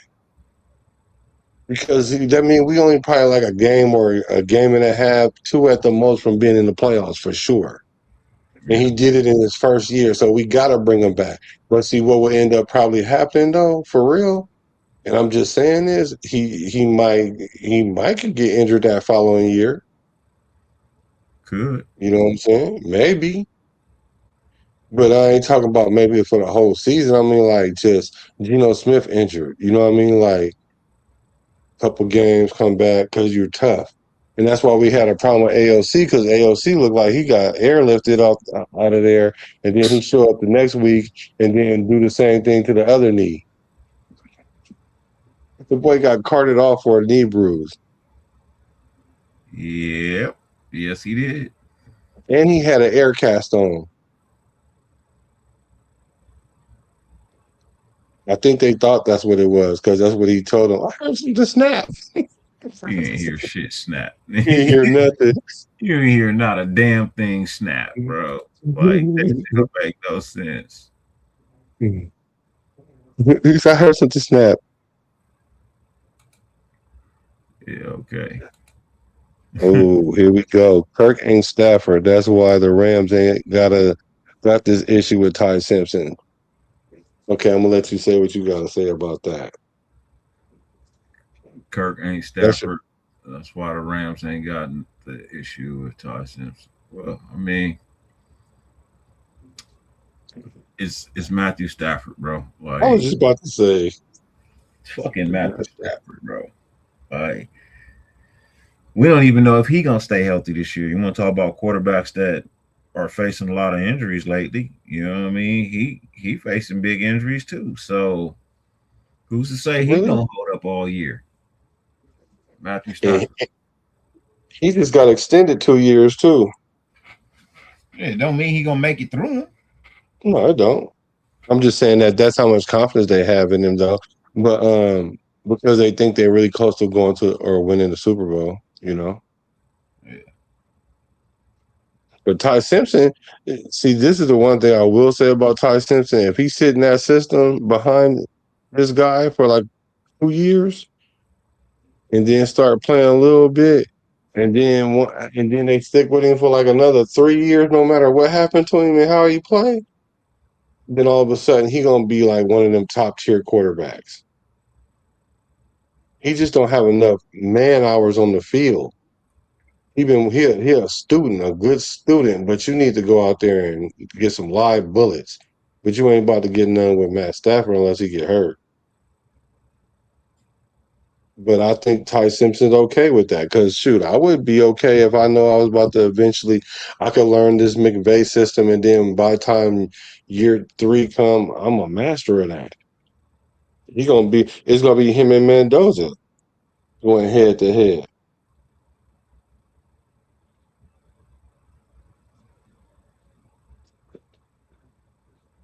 Which remind me, did you see what they put Mendoza's career in the AI and they gave the results? Did you see that? Did any of you guys see that? No, I didn't. What kind of dumb shit did they say? He's gonna be a Hall of Famer. He's gonna win 3 or 4 Super Bowls, but we're supposed to lose this one coming up in 2030. I think it was. We're not going to the Super Bowl until 2030. Yeah. And lose though. Wow. And then when he's supposed to come back and win 3 Super Bowls or something like that, he's going to be a Hall of Famer. It was a lot, bro. And he was going to retire with the Indianapolis Colts. Wow. Yeah. So he gonna win that super. He gonna win the Super Bowls with them. Nah.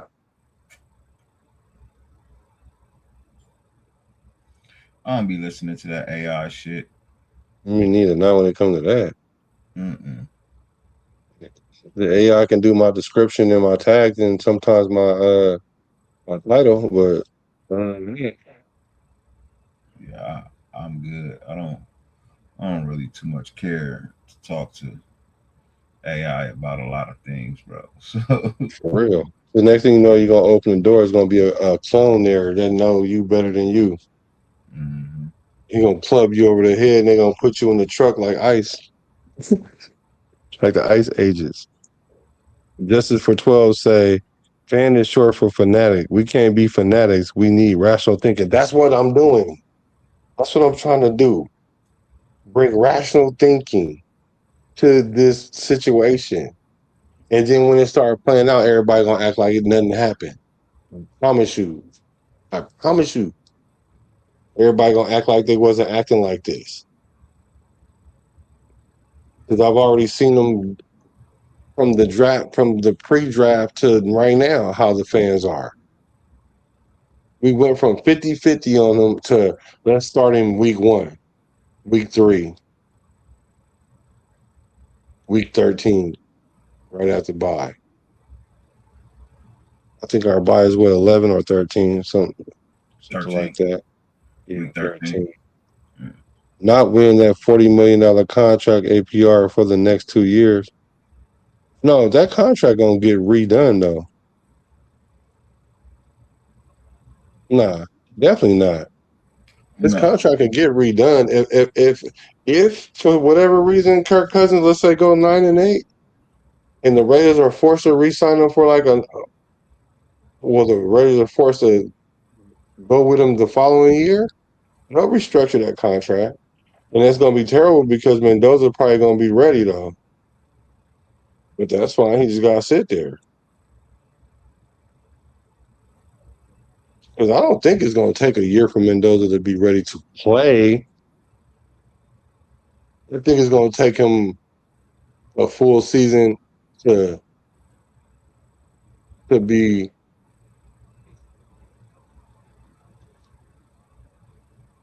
viable, a viable starter. Yeah. Because the issue with quarterbacks in between year 1 and year 2, other than the speed of the game, is the ability to read coverages. So that quarterback needs that off season to go through film to understand what coverages are. But then what that quarterback don't understand is them defensive coordinators and already got a tape on you now for a full year, and now they changing their coverage a little bit. Because they know as a rookie, they can disguise a lot of things because they fool veteran quarterbacks with some of the schemes. So you can definitely do a rookie quarterback. So then that's when the quarterback, to avoid that rookie wall, you have to elevate your game to a level where when you hit that field, they need that tape on you to try to slow you down because you've added something to your game. Because if y'all think that Mendoza's gonna come out here and throw that back shoulder all day long, y'all should be sadly mistaken.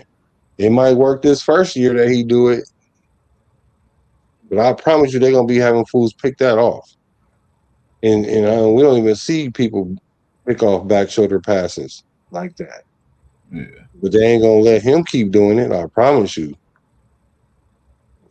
It might even take him 2 seasons, but they gonna figure it out because that's all he gonna probably throw. Not all he gonna throw, but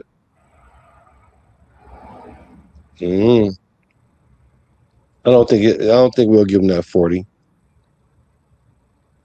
I get he's not a spring chicken. I get it. This is for 12. If he wins this 9 games, we gotta bring him back. Yeah. No, you have to. We know that. He said Stafford back is glass at this age. But we'll see. It really is, though. It really is. But he bought. Matter of fact, he probably had one of his best seasons last year. Didn't probably in a very long time, if not of all his career. Didn't he win MVP last year? Who? Matthew Stafford. Who won MVP last year? Um, Matthew Stafford had numbers last year, though. Let me see.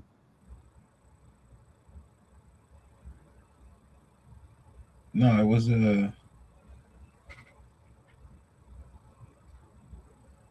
Yeah, Matthew Stafford won 2005 NFL MVP. did he? Yeah, so that's what I'm saying. He might be fragile, but they ain't stop him from winning the NFL MVP at 35 or whatever, however old he is. Hey, Google, how old is Matt Stafford?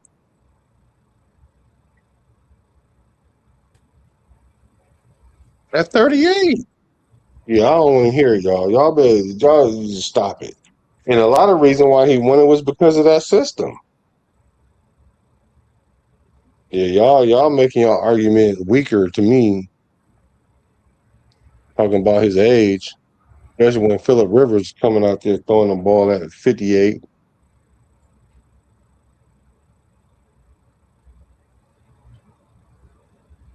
Yeah, but see the thing about it is how many starting quarterbacks, how many veteran quarterbacks started for the Raiders since 2002?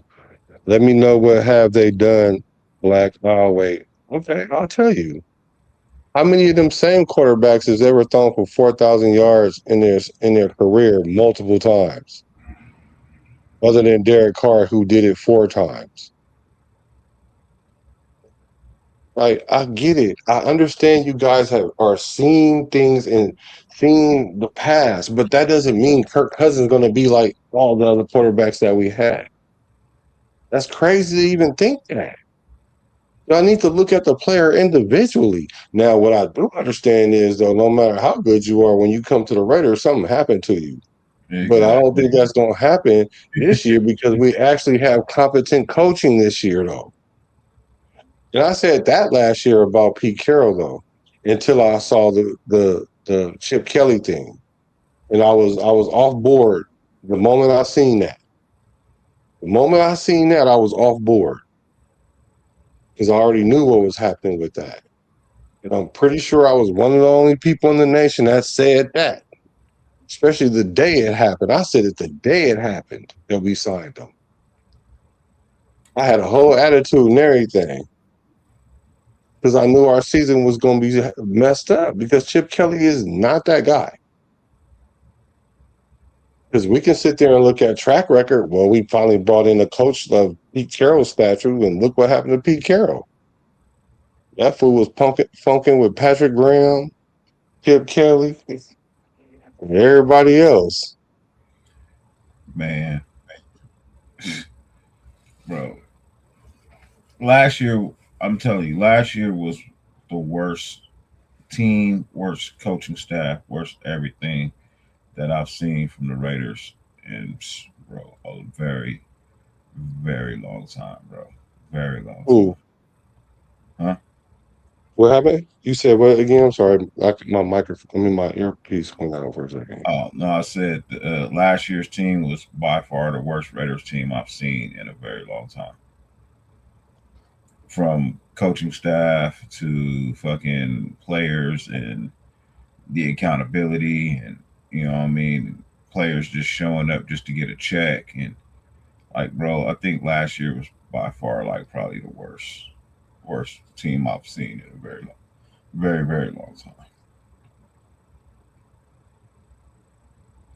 Was last year when Christian Wilkins got kicked off the team? Yes. So that happened last year too? Yes. Oh God. That was enough by itself. Yes.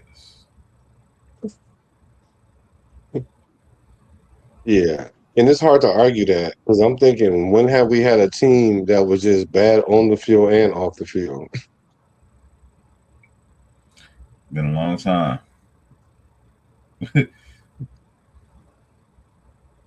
I'm trying to really think because even during the Gruden era, when he got rid of everybody, it wasn't that bad because we know we at least had a competent coach and we was going to turn the corner at some point.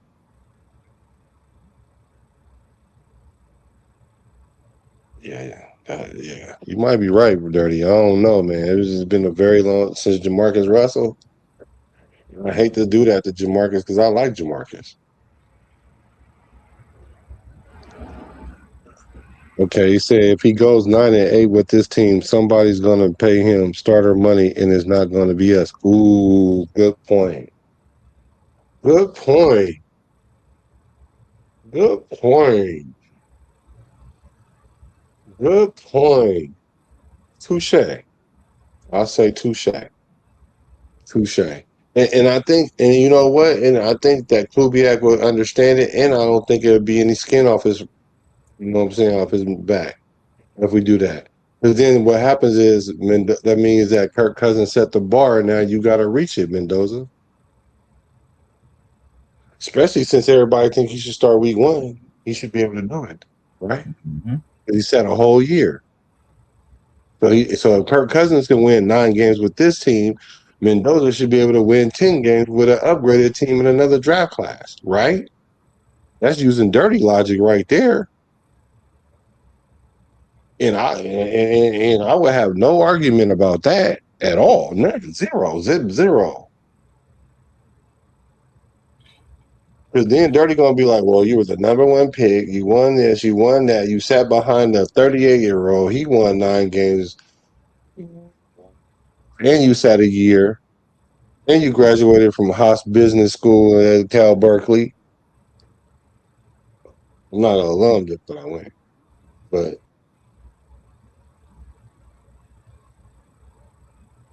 there is no room for argument. No. You already got no room for argument right now. But I'm just like, I think I got a little wiggle room because the Kirk Cousins is as good as he was or is or whatever. But if this situation happened just like Rebel said, then I can't argue with you at all. What you think about that? Do you think that could be a real thing?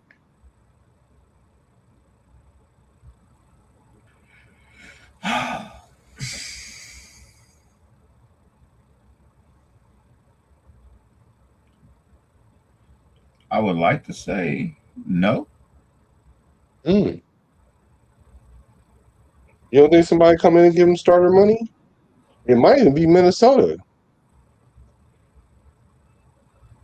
Give Kirk Cousins starter money? If he go 9-8, Nah.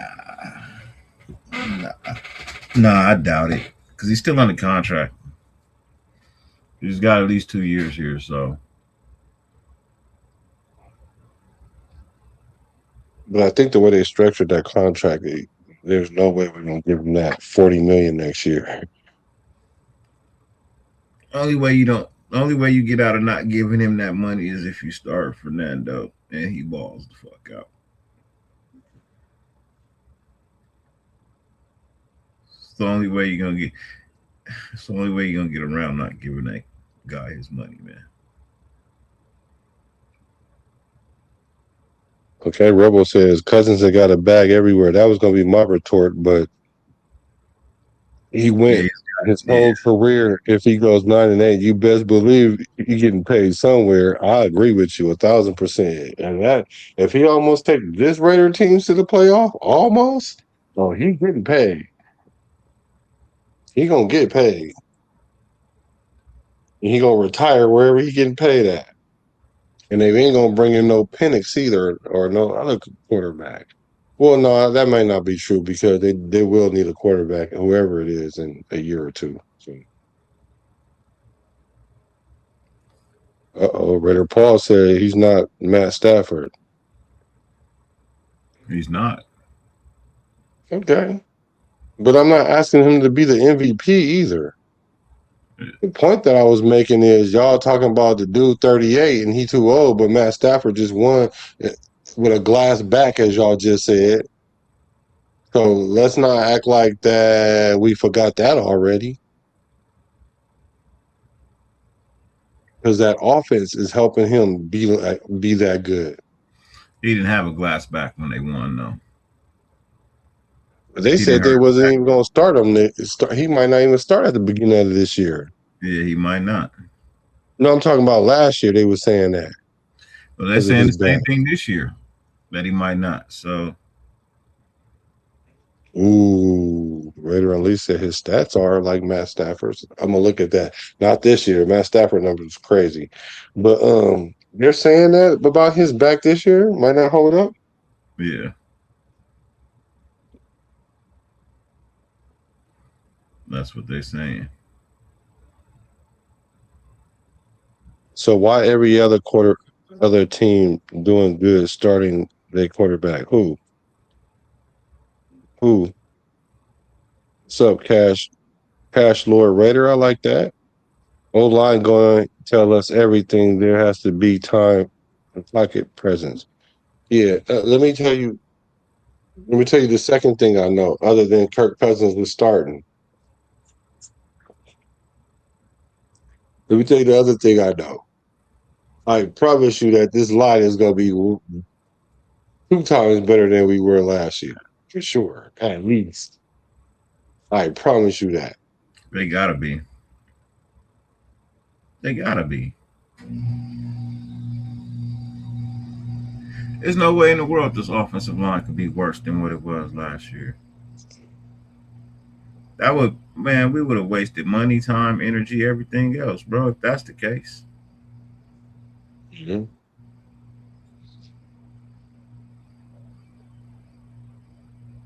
Raiders Unleashed. I was telling everybody this last year. This team wasn't that bad. It was the coaching that was horrible. I told you we were not a 3-win team last year. We could have won more than 3 games with that team last year if we wasn't getting sabotaged on offense. I promise you we would have won more than 3 games. We probably could have won like 6 games for real. We could have won like 6 games for real. Our O-line wasn't as bad as it was. It was the play calling and Brendan Carroll.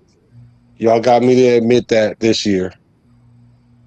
I wasn't blaming it on him because never in history have I ever blamed the offense not playing good on the O-line coach. Never in football have I ever done that. had Because to the do it offensive last year. coordinator, I'm sorry, go ahead. So we had to do it last year. Yeah, we definitely had to do it last year. You're right.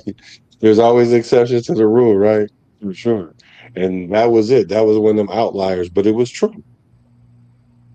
Because now that I know that Pete Carroll had funk with Pastor Graham and Chip Kelly, now that give me reason to believe he stuck his son over there to kind of keep his ears and eyes in that room to see what's going on.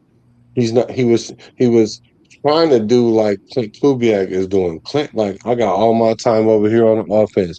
I just know, Coach Robbie, you better be doing what you doing over there. I'm gonna let it be. You know what I'm saying? And Pete Carroll gave that perception that's what was going on, but in reality, that ain't what was going on. They was really infighting. A lot of infighting going on. But that's what happened when 2 people hire 2 different people, though. One hired Chip Kelly, the other one hired Pete Carroll. Right? Yeah. So, yeah. Let's see. He says, everybody playing at a position, guys sitting on the bench that should have been playing, guys playing that should have been on the bench. Yeah. Kyler Murray going to win more games than Kirk. Cash Lord, don't make me time you out. See, first of all, the guys, they already say stuff to trigger me, and I can't help myself. Right? They say stuff like that to trigger me because I can't help myself. But I don't even know who. First of all, Tyler, you mean Kyler Murray? I don't even know who he playing with. Who he playing with? Because Minnesota he Vikings. for sure got ran up out of He's in Minnesota. Oh, really? Yeah. So they got him to come in and compete with McCarthy, and McCarthy gonna lose that job. So you think they're gonna be good this year? Because they wasn't that bad. No, I don't have any faith in neither one of those quarterbacks, bro. Truthfully, Who, McCarthy or Tyler? yeah. McCarthy can't stay healthy. Kyler can't Right. stay healthy. I mean, honestly, Kyler is probably a better quarterback, uh, athletic wise. But bro, they're the same QB, bro. Technically, they're the same quarterback. Neither one of them can stay healthy. So like I'm good. I'm straight. Neither one of them dudes can stay healthy. I wouldn't want neither one of them as my quarterback. Yeah, I wouldn't either. Yeah, make sure y'all hit the like button on this thing, man. Make sure y'all subscribe to both our channels too, because me and this guy gonna be going head to head all year long. You can tell, especially if Kirk Cousins don't play out the way I keep talking, right? That's Yeah, gonna be ugly work. ugly work. Cause you already got the scope on me. You see this right here? You see the scope? That's dirty. This dirty scope right here on me, right here. You got the scope on me already, y'all. Look. At least you didn't put a number 7 on that shit. I'd have been like, man, if you don't take that Geno Smith shit down. No, that's my number. I know. That's what I said. As long as at least you didn't put Yeah. a number 7 up there. No, I'd have been way out of pocket if I'd have did that. I'd have been way out of pocket if I'd have did that. Matter of fact, I'm ready to take this intro down because there's He Geno get it. Smith in there. Yeah. Yup. But it's the off season, so I let it live. Yeah. I can dig it. Yeah. But he ain't gonna get no love in a minute. Yeah. Trust me. Because I seen the press conference with him. Actually watched his press conference with the Jets.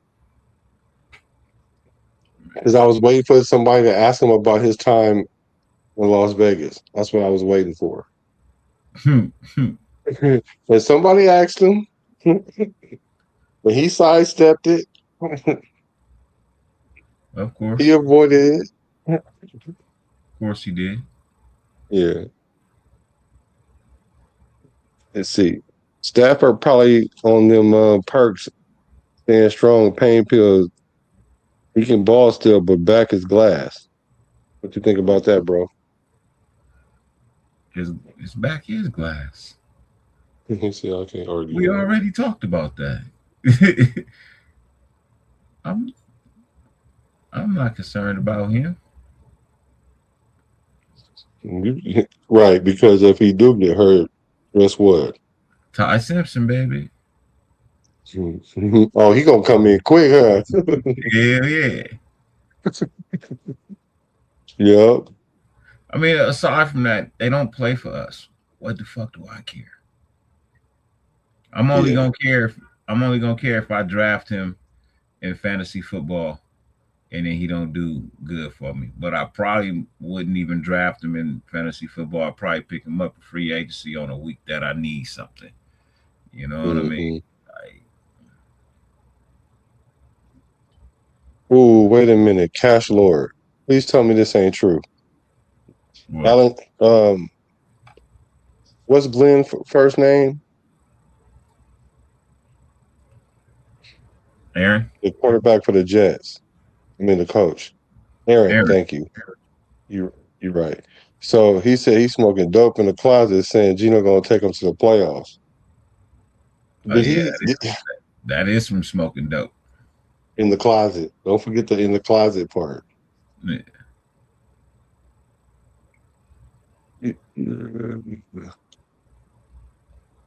No, no Raider Paul. Gino did suck, but that ain't why our offense sucks.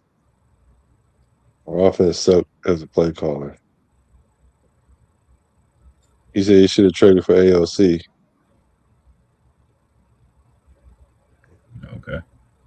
He said he would work perfect. O'Connell would work perfect in their offense. Nah. Jalen, that wait, I didn't. That's what she said about that. I don't Naylor, think. it might be Jimmy G over Ty Simpson. Wait a minute. I think Ty Simpson might be better than Garoppolo, y'all. I'm sorry. Garoppolo can't even throw. He can't. I don't know. We already saw that AOC was better than Jimmy G. We all saw that. He talking about Ty Simpson. If Stafford was to get hurt, Ty Simpson not coming in, they gonna put in Garoppolo. But Garoppolo will I get don't hurt think Jimmy before. G is still there. I don't think Jimmy G is still there I anymore. think he's a free agent too. Now that you Yeah, say that, yeah. I believe he's a free agent. I don't think he's there anymore.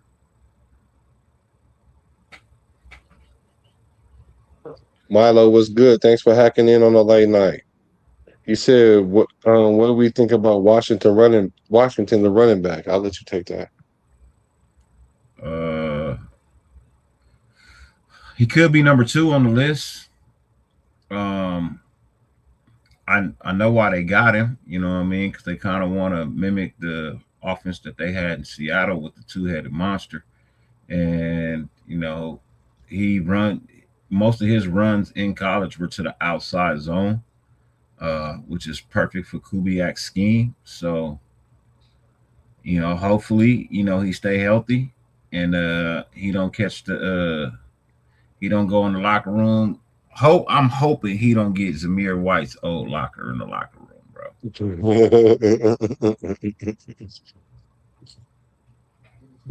Please don't. Please don't do that. Matter of fact, they need to leave that locker open. Yeah, don't nobody need to have that locker. No running backs need to have that locker. Redder Unleashed. I'm sorry I missed your live, bro. You might be tired, but you just said Jimmy G. Well, no, this is a true statement, but I'm thinking you implying that Jimmy G is better than um, Kirk Cousins. He said he got more playoff wins than Kirk Cousins. That's true. He was only playing with the Patriots No, the while Niners. while they was winning championships. They Did play. did did did he play with the Niners when they went to the playoffs? Though Yeah, he went to the Super Bowl with them. he did. Yeah, and got hurt. Mm, I don't even remember that. Yeah, he's a Super Bowl losing quarterback.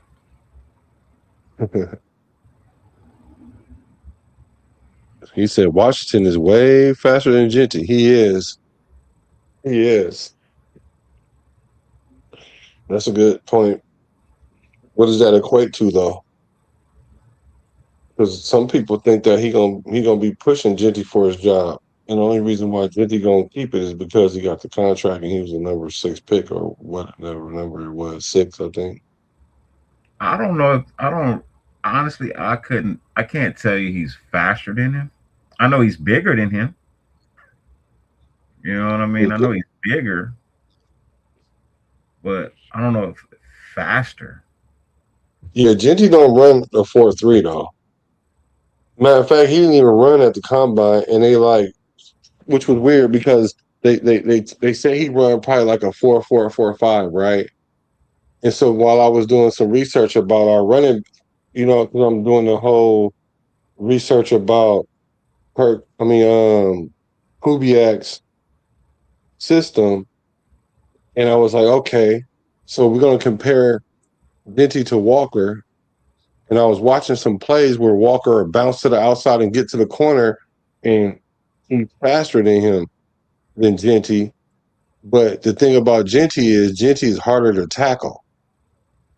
He's harder to tackle, and so they couldn't get Genty's 40 times, so they calculated the top speed on the field, and I think Walker's was like 22 miles an hour or something, and Genty's was 21 miles an hour or something. And so, and I'm only saying all that to say this though. We know that Washington run like a 4.3, 4.4, like at the highest, whatever, 4.3 something. So I think he's a little bit faster than him, but being a faster running back don't make you the better running back though.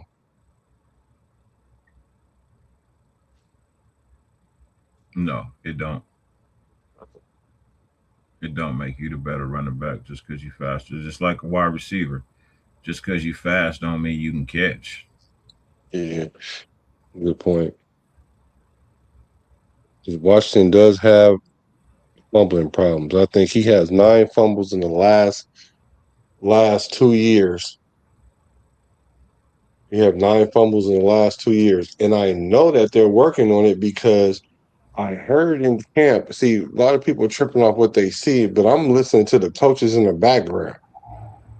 And while Washington was running through the drills, they was telling him keep that ball up, like here, up here, because he's running like this with the ball. So that way a defender can always come in and just grab his hand. But if you got the ball tucked in while you're running, that makes it harder. And that's what he needs to work on, especially with 9 fumbles in 2 seasons. We don't need that. Yeah. You definitely gonna need that. Ball security is a must. That doesn't ever win a playoff game. What's that? What, speed? Milo? Is it Milo or Milo? Milo. Okay, Milo, my bad. He said, how's your mental health, bro? It's been a while. Uh Not bad, bro. Getting better. Mhm. Yeah. Definitely getting better. Um I can't complain. You know what I mean? Life be lifing, but I'm doing much better than I was in the previous years and months. Every That's day is good. getting better and better because I That's just don't good. give a shit no more. That's the mental health code. Yeah, That's just I that's just stop something. caring about things that I can't control. You know what I mean? I can't Mhm. control other people. You know what I mean? I can only control what's immediate to me. You know, so I don't really too much care if people like me, if they dislike me anymore. I used to see that was a problem. I wanted everybody to like me, but now I don't care anymore. You know what I mean? I do this content to bring real. You know what I mean? I don't do it to be fake. I don't do it to collect a check. You know what I mean? I do it to have a out, a outreach. You know what I mean? An outlet, and to have some fun with my friends and in the Raider community. So yeah,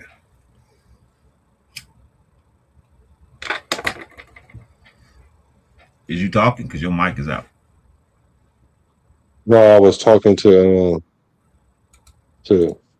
the thing. It said he had 16 fumbles during his college career across his time at Buffalo, New Mexico State, and Kansas.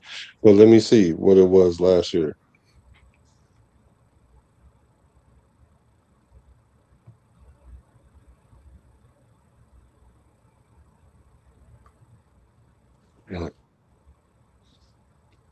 I'll be doing my homework, bro.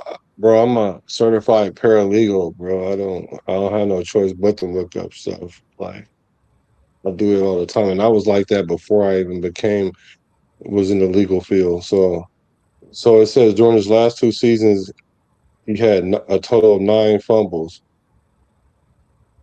2024, he had 6, and last year he had 3. So at least he trended in the right direction. Yeah. So here's a good question, though. Here's a good question. Would you rather be a Super Bowl losing quarterback or a quarterback that doesn't never make a playoff game? Wait, that doesn't never make it or never win a playoff game? Which one would you rather be, though?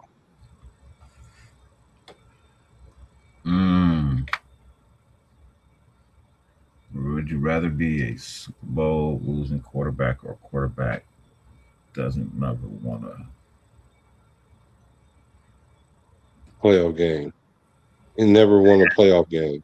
Would you rather be a Super Bowl losing quarterback or a quarterback that has never won a playoff game? Yeah, Is that because what he's you're asking comparing. me? Wait, I think that's I what mean, he is asked. that what you're asking me? Like, because I don't understand the way the question is. Doesn't never want to play y'all game? Like, I don't. Oh, here we go. He cleared it up. He said that doesn't ever win a playoff game. Okay. But he goes, though, but he never wins a playoff game. I know my answer to that. I don't know, bro. It's a tough one.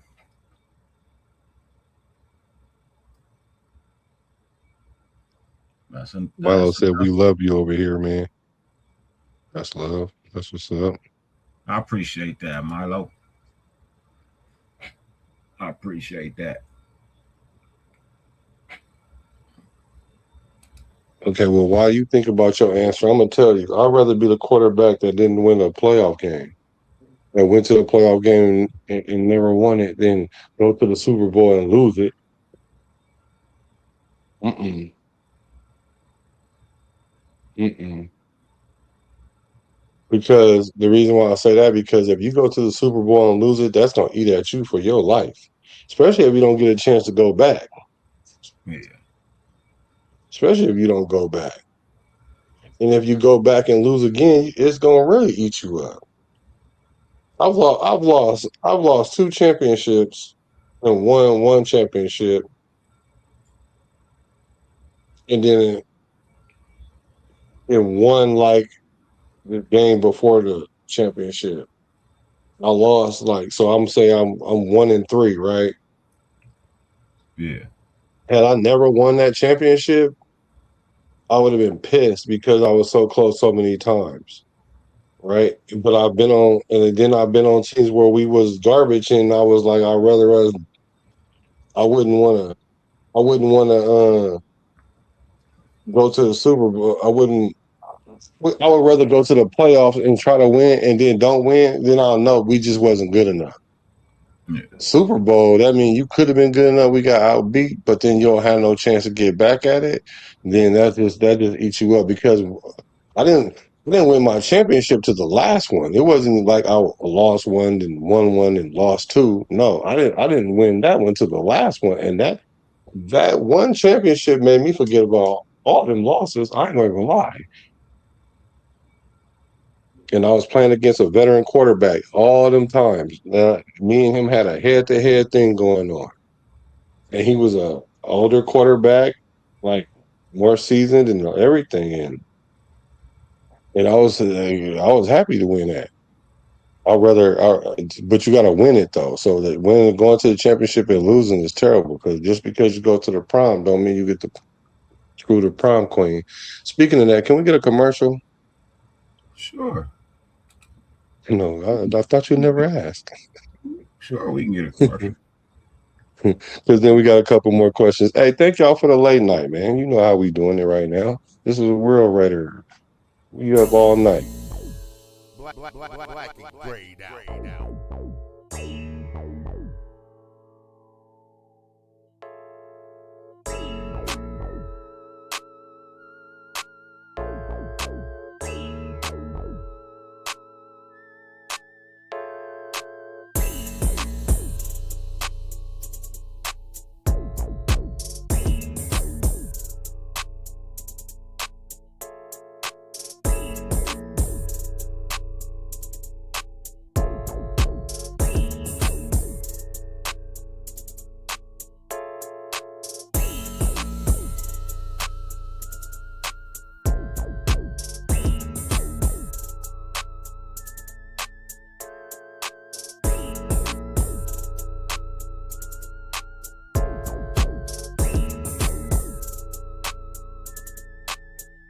Hey, 17 seconds.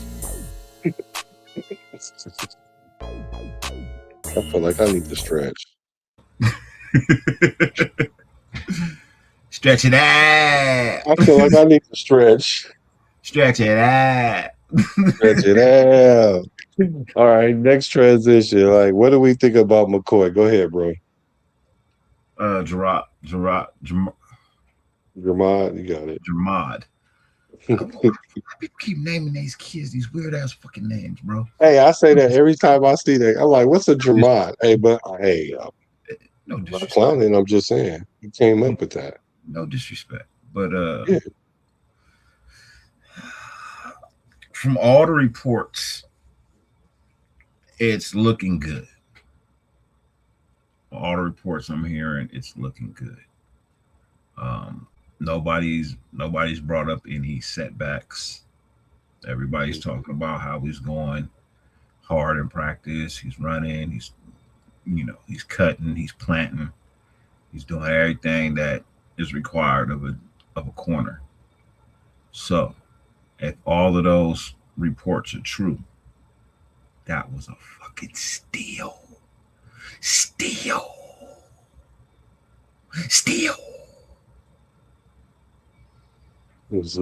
And what I heard was a lot of teams was going to pick him in that next coming round.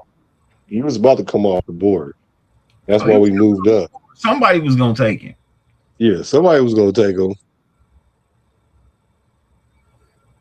So, I think it was a good risk. I think it was a high risk, low reward. I think it's good. I think it's a high reward. I meant high. You think it's a high risk? No, low risk, high reward. If I said it wrong, that's what I meant. I meant a low risk, high reward. That's what I think. I think now, do I think he should start week 1? I don't think that. I don't think that. Earn that. If he earned it. The only reason why I'm skeptical, because then if you put him out there, you know they're gonna test him like hella much. You gotta kind of put him in and ease him in, and then let him get his confidence. Like come in, spot play, get a pick, make some nice plays, and then let everybody be like, he should be starting. And then it might be warranted at that point. At least it'll make sense. But if we start him early and they test him and he look bad, then we're gonna be like, oh yeah, he hurt. That's what they're gonna be like, he hurt. So I think it was a steal. I agree with you on that. I just don't want to. I don't want to put him out there too early. I don't. I mean, I don't want to give him high usage. That's what I really mean. Yeah. I don't want to put him in a high usage situation off the bat. I understand. Oh, you're gonna love this one. He said it depends who you are though. Because Rex Grossman lost the Super Bowl, and Derek Carr never won a playoff game. So it's like both. To be honest, and I'd rather have Derek Carr career than Rex Grossman. Yeah, for sure. For shit show. I got about 6 minutes, man. I'm good with you. He said, my man said, I feel like I need to stretch something. Facts.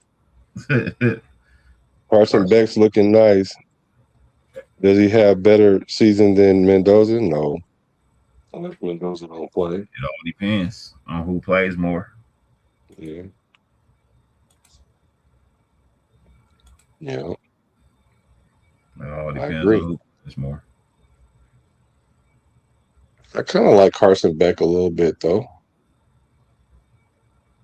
I mean, a lot of people do. Yeah, I kind of like him. He went back another year hoping that he got drafted higher. That didn't work out.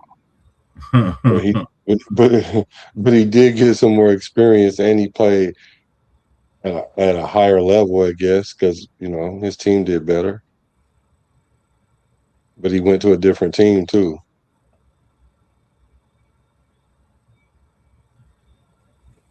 Yep. Yep. Well, Bernie, I sure enough appreciate you, brother. But I am Look out. Yeah, make sure you hit him with the disclaimer one time, brother. 50 billion things on the face of the planet you could be doing. The fact that you allow us to grace your screen for any amount of time is greatly appreciated, more than we can verbally express. And stay tuned and come back. Right. Man, I'll hang out for like another couple minutes to see what you guys talking about. If you guys want to talk about something, because I'm up right now, but I just want to see if you guys have some things y'all want to talk about. I appreciate you, Dirty. Y'all look out for us. Make sure y'all hit the subscribe button for my mans. Yes, sir. Please do. Please do. Y'all make sure y'all go to Raider Unleashed too. Raider Rebel going in. I see him going live all the time. Now I almost have to see if he live if I'm live. If I want to go live. I almost got to see if he live now. Because I'll be want to see what you got to say, bro. I want to see what your show was about tonight because you were talking about the quarterback position. And you give me some pushback, some real good pushback when it comes to my takes about Kirk Cousins. But like I said, I feel like I'm the only one talking about Kirk Cousins like this because everybody overlooking him, and I'm like, don't do that to our starting quarterback because you're sabotaging the team already. I'm just using that as from experience. Like the last thing you want to be as a quarterback is on an island trying to prove to everybody else you deserve to be there. But I don't think that's the case inside the building, though. That's just outside the building. The fans are doing that, and that's what's driving me crazy because the franchise is not even doing that. We have a quarterback competition that ain't really a competition. It's not a real competition. I don't think so. Too much experience. And this O line is going to be so much better. So much better. They're going to be coached up better. Our alignments are going to be better. We're going to already know how to block certain things. That's why we needed smart players this year and versatile players. We needed cerebral players, players that's willing to get in that book and learn how to prepare themselves for all kind of different situations. I'm just saying. I really think that we're going to be better. I think our O line is going to be like top 15 at least. And I said this early in the offseason. We're going to be top 15. Clint Kubiak then went to multiple teams and was only there 1 year and took a bottom tier offensive line and made them good. And I think our O line is not bad. It just was coached up and put in bad situations and succeed. You know, you're supposed to put your players in positions to succeed, and we did the opposite. Put our team in our offense. Well, actually, the offense puts the whole team, in position to fail. So that's what I think.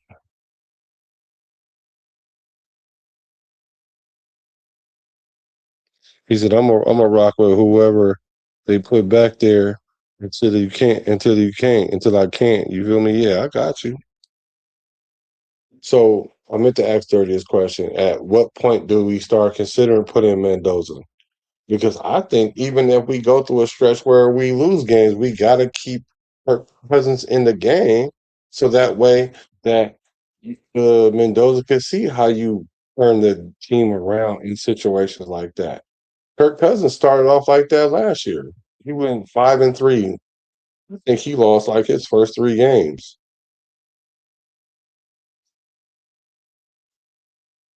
I think he lost his first 3 games and won 5 in a row, or went 4-1 or something like that, knocking out the Bucks out the playoffs. Then they lost a game that they were supposed to win.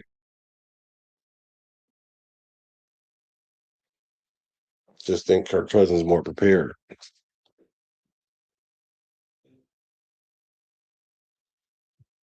What's the reach rated for life? Cousins is only as good as his shoulders take him. Maybe Kubiak's system will rejuvenate him. Yeah. What's up, cool cat? Of course it will. Of course it will. If I was a quarterback and I was at the latter part of my career and I had three teams I could go to, all of them being somewhat equal. Maybe this one's a playoff team already, but they just need a quarterback because their quarterback is whatever. Or they got a team that's on the fringe of the playoffs. Still going to the team where I know the offense best. Unless this team is like really, really can and they only got like 4 victories. But even that's us, right? So that's us. But that we run that system so he know he can turn that 4 wins into to 7 or 8, and then he'll be looked at as still competent at 39. Because how many years does he have left in the game? Maybe like 3 seasons at the most. I can see him only playing for 3 more seasons at the most.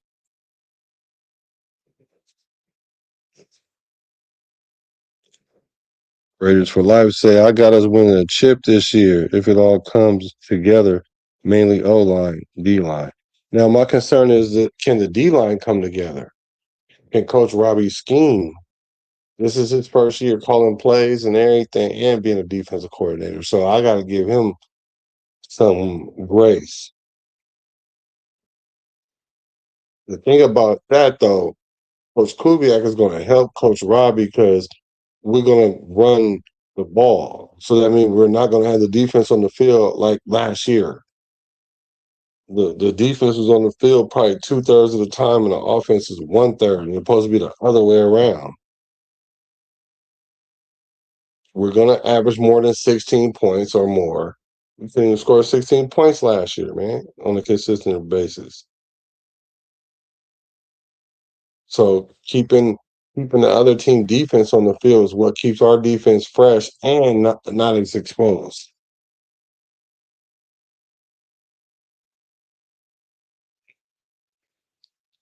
Man, see, I'm just tired of losing from bringing in the bridge ass quarterbacks and making us go backwards instead of forward. We can't afford to do that with Fernando learning from Cousins.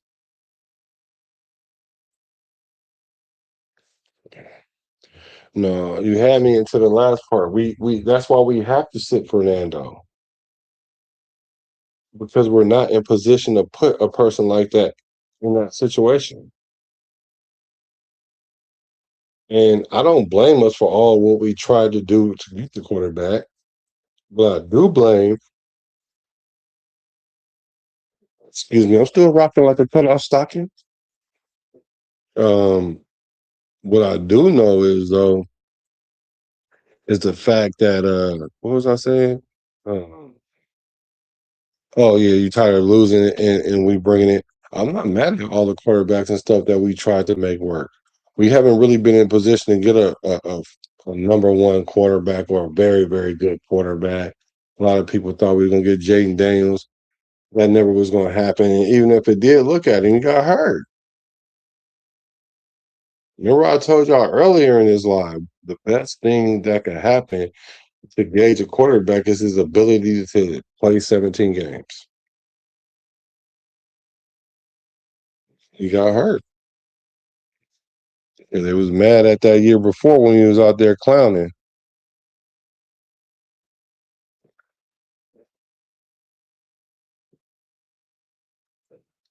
Raiders for Life say best complete offseason so far since '83. Wow, nice. With Marcus Allen running all over the Red Commanders. Now, Ashton Genty people don't really understand what Fernando Mendoza is about. Lapping bums up. Enlighten us. Enlighten us, sir. I'm saying we can't have a bridge quarterback come in and be the reason we're losing. That's supposed to be the mentor of the future. Absolutely. Absolutely, you can. Now losing, like I'm not talking about 2-10, 2-8. Nah, I ain't talking about that. But if it's 4-5 or 4-6, something like that, that don't mean start talking about bringing Mendoza. You got to see what you do when you turn it around. You watch the veteran, see how you prepare the next following weeks.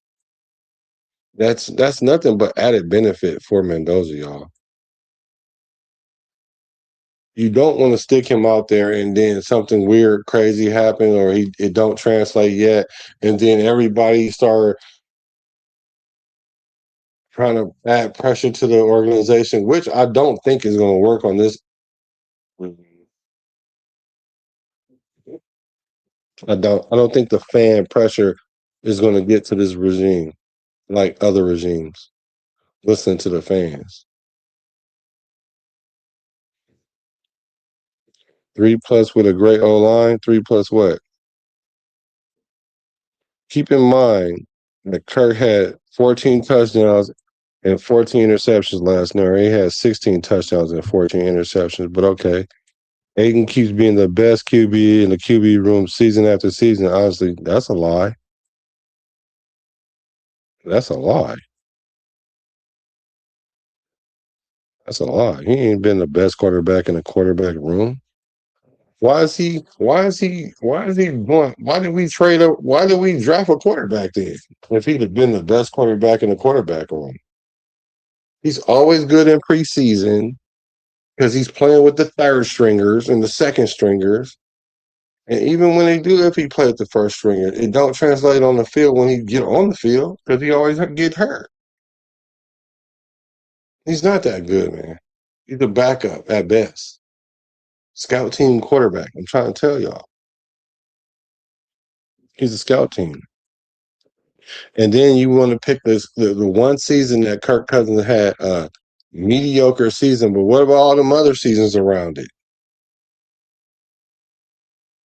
That was an outlier. That really don't even happen to him. Once again, you want to know why it happened? Because head office was playing head games. You can't win games as a quarterback if the front office is playing head games with you. You're not going to win. Sorry. Because the team ain't even going to buy into you. Because the franchise don't even buy into you. Mm, facts.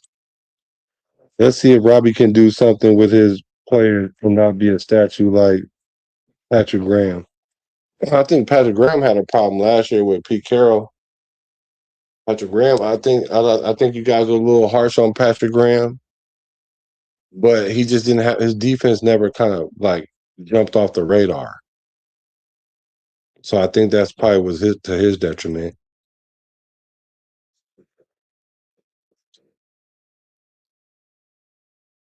What never happens?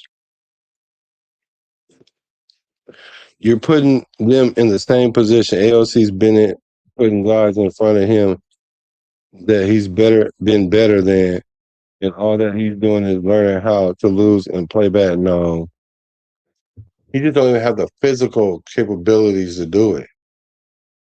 He don't have the physical capabilities to withstand it. Remember, I said it just like a few minutes ago, and I said it earlier in the live.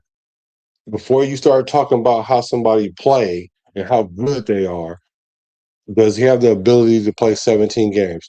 You answer that question honestly. If we started AOC from game one, do you think he gonna play 10+ games in a row? Honestly, without getting injured? Honestly, answer that. And then if you want to say yeah to that, you think he can play 17? Excuse me, 17 games without being injured? Or can he play 15 of the 17 games? Be honest.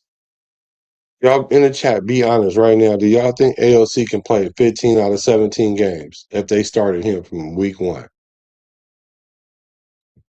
I'm curious to see that. If we track Kirk Cousins after the season to the Saints in exchange for Derek Carr, that would be a smart move after the season's over. Hmm. I wouldn't do that. It's over for DC, man. I love DC too. It's over though. Because why he ain't playing this year? Why he not playing this year, y'all? Help me understand why he not playing this year. If he was that, I would rather. I mean, he might be kind of smart for the simple fact Derek Carr younger, and with this O line, Derek Carr might cook. Real though. So I won't leave that out. I'm gonna leave that at a. I'm gonna leave that at a 25% instead of a 0%. I'm gonna leave that at like a 25%. I don't think DC coming back because if it was, they would have tried to bring him back this year. I mean, like they would have brought him back this year. I mean, he's familiar with the system and everything. I think Kirk Cousins is a better version of him, but at the same time, I think if Derek Carr was in different positions and had a defense, he would have won a playoff game by now.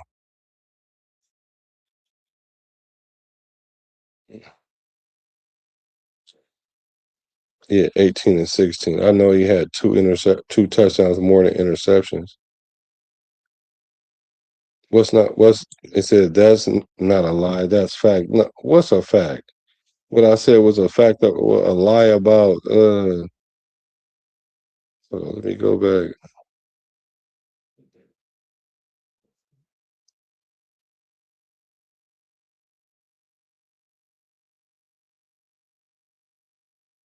Yeah, Aidan O'Connell was being the best quarterback in the quarterback room. Never.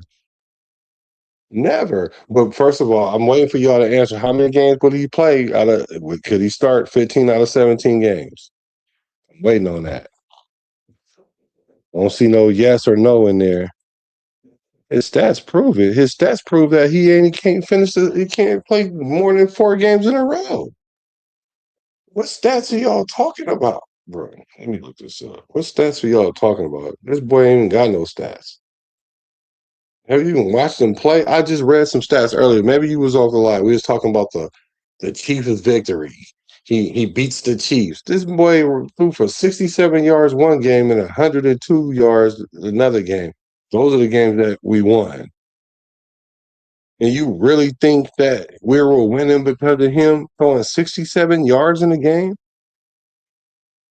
Boy, I could throw 67 yards in a game. And I'm probably more mobile than AOC right now. I ain't even nowhere near as mobile as I was. 67 yards? 102 yards? You talking about these stats? I'm about to look up his stats though. The Rangers drafted a quarterback for one, and they haven't drafted one in a long time. The who? And there was nobody else to take in number one, and nobody wanted to trade back. The Raiders.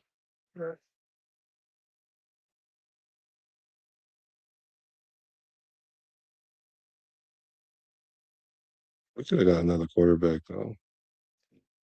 Number two, Aidan O'Connell got shuffled. Yeah, because he's garbage to the back because of multiple coaching changes. No, they all had multiple coaching changes. In a year out, he's played well every opportunity. No, he hasn't. That's a lie. I just told you 2 Kansas City games. He threw for 102 yards and 67 yards in games that he won because he's 2-2 against the Chiefs. Those are the games he won. So that tells me he didn't win them games. He had 3 touchdowns in 4 games against the Chiefs. Let's look at Aiden O'Connell's career stats, dog. Because y'all, he don't even pass the eye test, more or less the stat test. Hey, Google, can you give me Aiden O'Connell's career stats season by season?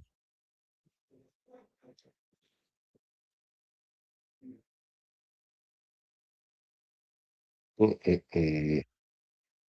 Yeah, I can't hear sometimes. I do it old school and just type it in. You feel me? I guess it's my California drawl. It's still not talking about this boy's stats. This boy ain't got no stats. I better quit playing with y'all, so for real. Matter of fact, Aidan only been here 3 years, and he really played record of 7-10, 377 completions, 607 attempts, 62%. This boy done threw for 3,900 yards in 3 years with 17 starts. So y'all gonna tell me that's a 4,000-yard season if he played all the games together? Y'all know he ain't gonna even play that many games in a row. Let's just start with his first year. Started 10 games, went 5-5. 2,200 yards, 12 touchdowns, 7 interceptions. That's not good, y'all.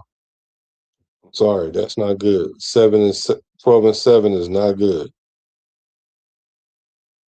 Let's see what his quarterback rating is. 83.9. Then the next year was 86.7. He had 8 touchdowns, 4 interceptions. That's cool. 2-1. 1,600 yards. Played in 9 games, started 7. Went 2-5. What stats are we looking for? So I know what I'm looking for. Then he played last year, didn't start none, played 1 game because he got injured in preseason. Went 10 for 22, no touchdown, no interception. So what stat are we looking at? 20 touchdowns, 11 interceptions, almost 2-1. That's cool.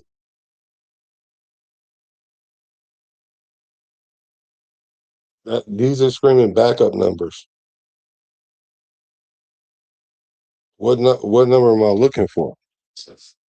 What happened to my camera? I think the battery. But I got you though, y'all.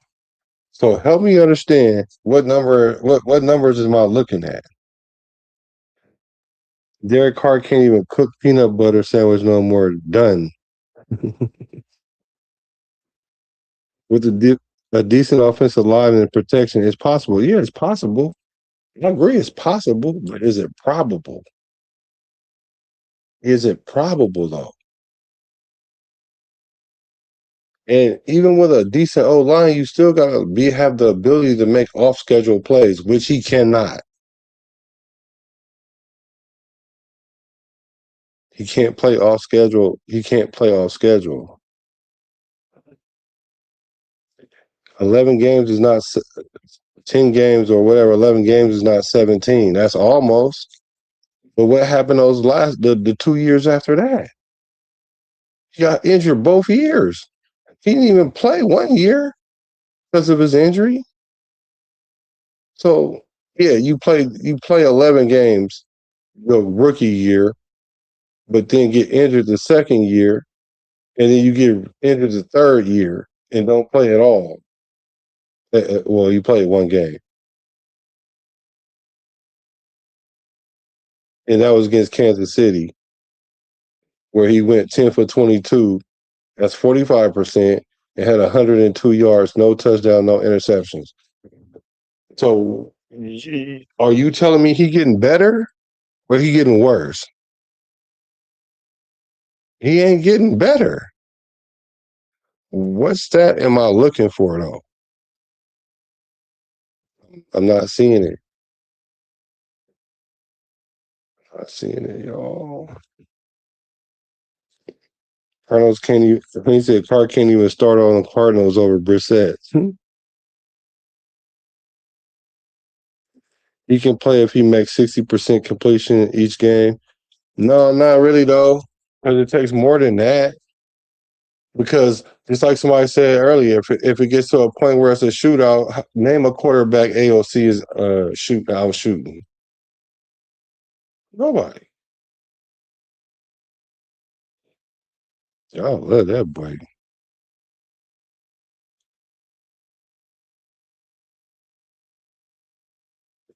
Okay, so now we about to chop up the stat. Okay. We were 5-4 his rookie year through 9 touchdowns and 1 interception in his last 6 games as a rookie. Great. Great. He lit it up at the end of the season. So much that he couldn't win the job the next year. Couldn't beat out Gardner Minshew because he's not better than Gardner Minshew. Even when he did play, he went 2-5 and got injured. How do you get around that? He did that his rookie season great. The next year, he played half as better. He played half the games, got injured. And then the year after that, he played no games but one. The last game of the season against third string players. It ain't like he beat Patrick Mahomes. We beat them with 5 field goals. How does that equate to him being good? I don't. You know I got love for you, bro. But that's not quarterbacking. Sorry. Mendoza's about to grow the NFL more globally. Brady blocked Kraft in a cheesy way. I see what you did there. And Bill a cheat from the Hall of Fame. So I think it's scripted for Raider Nation to go full circle. Yeah, after the NFL buy the Raiders, after NFL buy the Raiders, yeah. Y'all don't see that play? I don't want to go into that, but y'all don't see that play? Why you think the Raiders are worth $9-10 billion right now? And that's before they even won anything. They worth all that money and even won nothing. It's over. We about to be the NFL. They about to send the Raiders to New Mexico.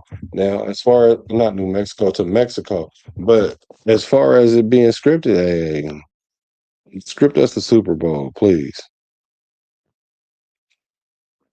When Carr had Adams, Tucker, Jacobs, he kept looking for DA only and not mixing up his plays. I can see that. But him and DA was cooking too. You saying no, that was the game before, and they lost that game. They lost that game. That's the game where he made JPJ snap the ball and he wasn't even looking at the ball. How you ask for the ball, but then don't look at it because you realize you didn't check to see if the receiver was set first? So the good game that he did have, the 340 yards with the 2 touchdowns, and we was getting ready to get in position to kick a game-winning field goal.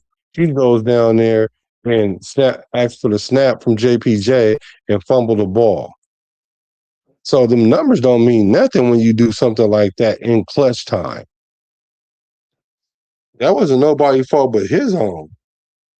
He don't want to ask for the snap and then let JPJ take the smoke. And it wasn't even JPJ fault at all. And I had to sit there and break down the film for people that didn't understand how you ask for a snap like that. He clearly asked for the snap and the ball came and he looked at the receiver and the ball hit him and they fumbled. So even when he had a good game, they lost.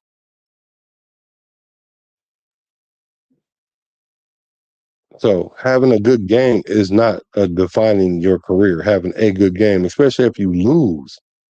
We just had this conversation. Would you rather go to the Super Bowl and lose than not winning on the playoffs? That's like, would you rather have a good game and lose, or would you rather have a regular 150-yard game but win? Rather we have a 150-yard game and win, but he can't do neither. Because he ain't winning them games with 150 yards and 2 touchdowns or a touchdown.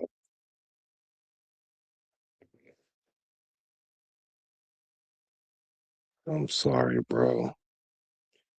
He said ALC mobile like a crooked wheelchair.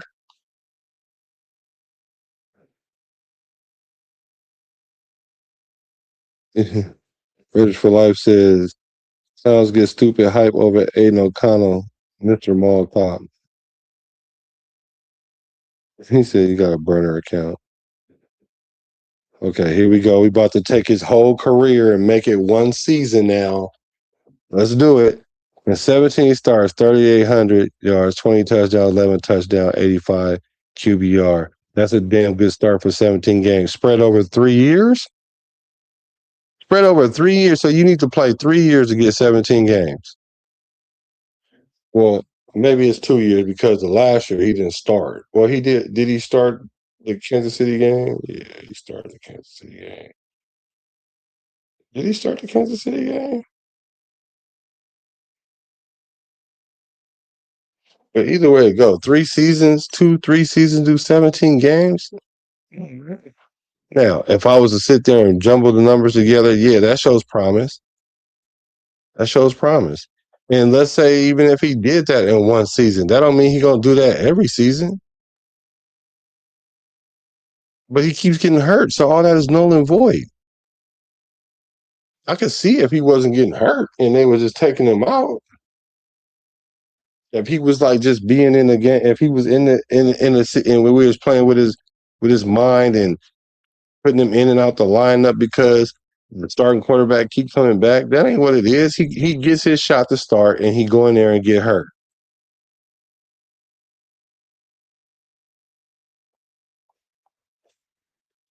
There's no way you can get around the he getting hurt part, bro. There's no way of getting around the he getting hurt part. It is not. And who's to say that if he didn't get consistent starts, that those stats wouldn't be 10 times better? Because that's not how it works. Because at the end of his rookie season, he threw 9 touchdowns and 1 interception. Yeah, and so did Malcolm Kuntz get like 6 sacks in the last end of the season to get AP the job, but we ain't seen Malcolm Kuntz since. And then you can say, well, he got injured. Yeah, but he came back last year and got outplayed by the guy we got rid of that everybody was talking about. Tyree Wilson got outplayed by Tyree Wilson. Both had 4.5 sacks. That don't sound like them 6 sacks he had at the end of the year when he got a chance to be. That we got rid of Chase time for him. So it don't work like that. Like if you put them all in, that's what it's gonna look like. Because that's not how that works. It don't work like that. But let's just say it do work like that though. So are you saying that he's because that's elite, almost 4,000 yards in one season? So you telling me if we put AOC out there and get 3,800 yards his first year, that's more than Derek Carr's first year. So you telling me Aidan O'Connell better than Derek Carr? No, that's absurd.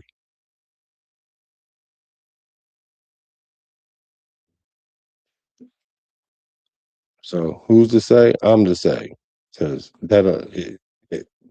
bro, Aidan O'Connell can't play a full season. We have to literally patch up his career to make a season. Mm-mm. Those are solid numbers on sporadic starts. How he went 2-7, bro? His record. How really? Because the stats don't really matter as much as the wins and loss. So he played the last 6 games on fire, but we only won 5 games out of it all year. Though he went 5-5. As great as he played, we only went 5-5.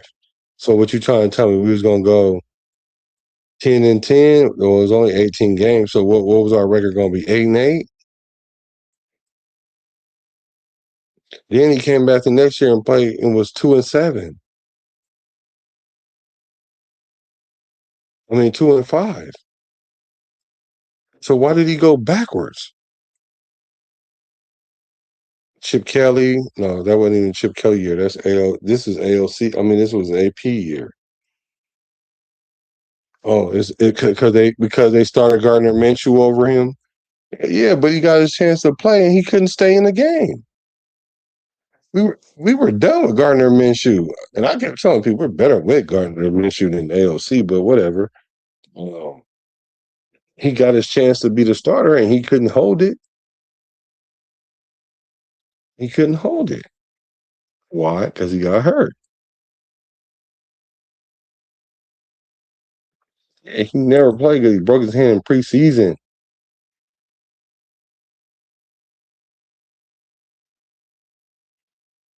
And trust me, well, all right, maybe I'm gonna leave that one alone. No, he didn't, bro. No, bro. Last year, not the year before last, he got hurt hella times. The boy got airlifted for bruising his knee, and then came back like 2 weeks later or the next week and did bruise the other one. He got injured, bro, more than once. J. Rowe, what's up with J. Rowe? I just said those are good numbers, but when you start piecing all of them up together to make one season, because he can't finish the season, those numbers are inaccurate because they're not going to be like that the whole year. He's not going to play like that the whole year. And we spread it out over different seasons. That's even crazier. So essentially, he's going to be 7-10. So if we stretched them all together, he was 7-10. I don't know why they ain't adding this Kansas City win or whatever. So he 8-10 or whatever, but that's not good.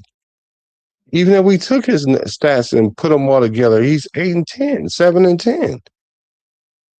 So how is that good?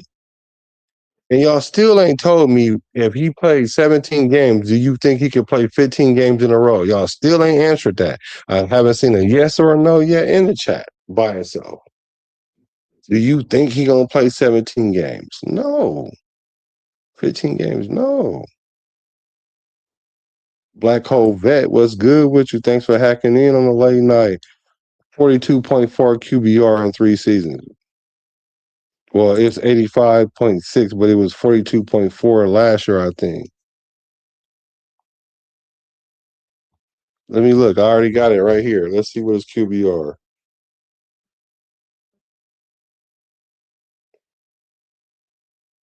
Let's look it up, y'all. Because you know we all about facts right here, up here. Oh, yeah, you might be right, bro. His QBR the first year was 41.3. Then it's 46, and then it was 16. So his QBR is not going to be that high.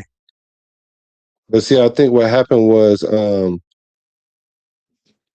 Rebel was talking about his QB rating.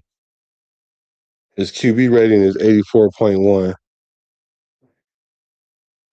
but it was 83.9 that dope year that he had in the beginning, the first year that was so dope. But then the next year when he went 2-5, his quarterback rating was 86.7.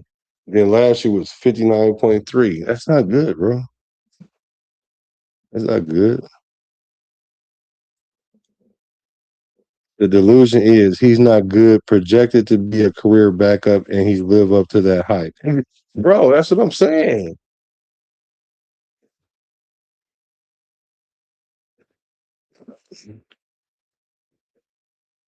Yes, he did, bro. He did ask for the snap, bro. Yeah, he did, bro. He did ask for the snap, bro. Sorry, bro. Now I gotta break that down on film for you. He asked for the snap, bro. Why they was running no huddle the whole time when you live. See, this is what was going on. Because JBJ was looking at the guard. The guard was looking at the center. When Aidan O'Connell lifts his hands or claps his hand or lift his leg, but I think it was clap his hands that's what they were using that whole drive. And when he clapped his hands, the guard touched the center and the center snapped the ball. But even if let's just even say if you're right though, which you aren't, but let's just say if you were though, Why did he drop the ball then? Why he looking at the wide receiver and the ball coming in? So you telling me JPJ just snapped it on his own for no reason? That's not what happened, bro. It's not. I promise you that's not what happened.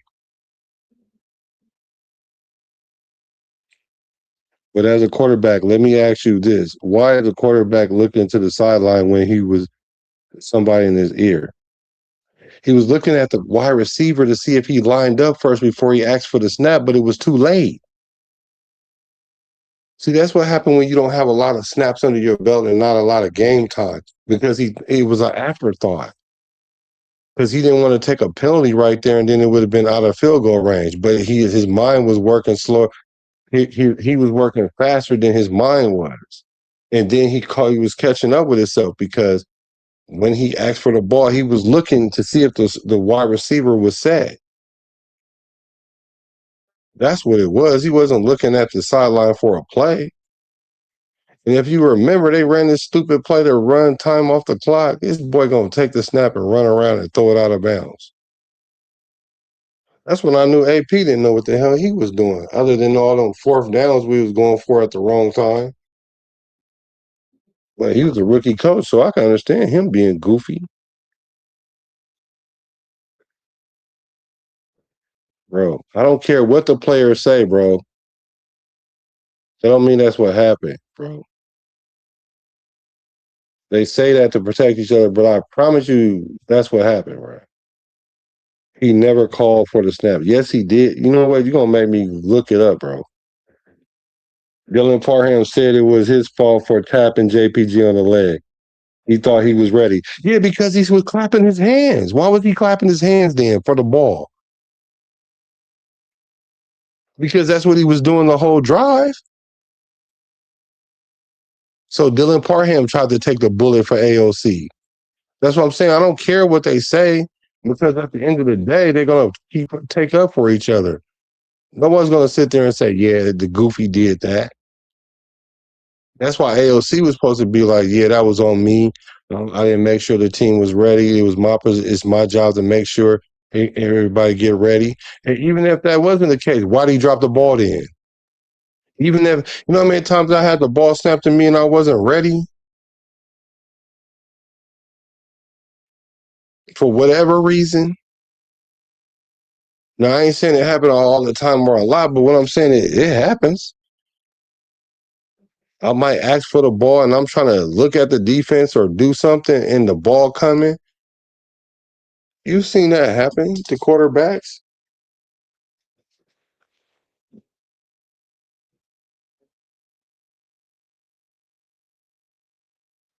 Bro, you keep trying to tell me what all these fools said, and I'm trying to tell you they lying to you, bro. I'm trying to tell you, bro. And I'm gonna go get this play, bro. Trust me, bro, from experience, bro. I know that's what happened. I seen it, bro. I seen the play unfold. But you still won't tell me why he fumbled it. If he was ready, then why he fumbled it? You tell me why he looking over there to the sideline then. So you saying he was looking at the coaches? What is he looking at the coaches for when he got a headset? That's what you asked me? And what they trying to get his attention for? Why don't they just call timeout? They just called the timeout. But he didn't.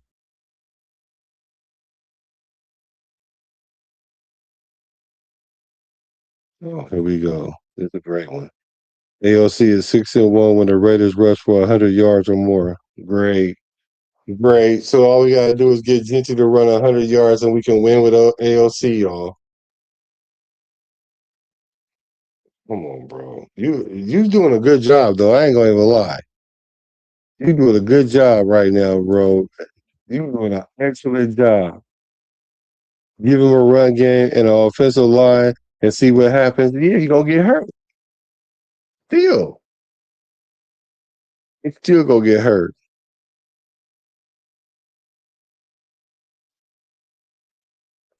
Terrell Pryor never got a proper shot at all. Al's last pick, rest in peace for sure. I'm an LA Raider. Walked into games with pops growing up by USC. Shit, I'm 45 and we ain't had a chip since. I was 3. Marcus Allen. Yeah, Marcus Allen's my guy. Why do we keep saying keep getting hurt? Because he didn't play this whole year because he was hurt, for one. And he got hurt the year before that. What do you mean keep saying he keep getting hurt? He got hurt all last year. Then he got hurt in the middle of he started and got injured then. Do you not remember that? You don't remember he got carted off for a knee bruise? You don't remember that? That's injured. Oh, what? Because he came back the next week? Did he come back the next week? So you don't consider that being injured? Okay, I'll give you that. If that's what you're saying. But even with that, he still was injured more than that. He probably was injured again one more time after that.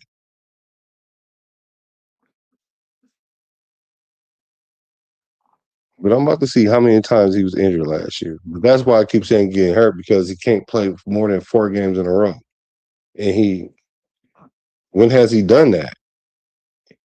And you still won't answer my question. If he plays 17 games, if he plays 15 out of 17 games, you telling me he's going to play all 15? Can you answer that yes or no? Please. Please.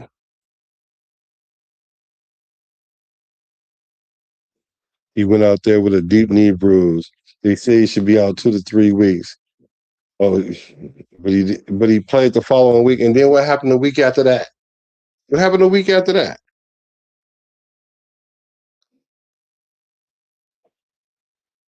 Well, I do know he went 2 and what was his record that year? Hold on. I'm gonna say 2-7, but it might be 2-5. 2-5. He still went 2-5, bro. 2-5, bro. He went 2-5, bro. You're defending a guy that went 2-5 and telling me that he's good though. But I guess he won half our games, so I can't be that man. I guess that maybe should have been the argument you used. He won. He won 2/3 of our games. That'd have been a good one. No, actually, that would have been a lie because that wasn't even the year. Well, yeah, we did because we only won 3 games that year. Yup, but we lost like 10 in a row plus or whatever. So, yup. You should have said at least he won 2/3 of our games. Maybe you should have said that. And then that'll get me off his neck, but I'm gonna still step on his throat. Because we talking about a guy that's sub 500 with a what's his quarterback rating?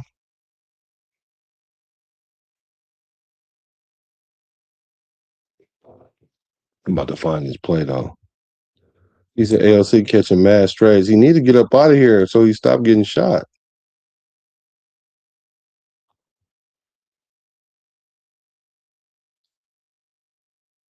To have ALC is a good thing. A good, reliable backup is hard to find. Man, he ain't no reliable backup.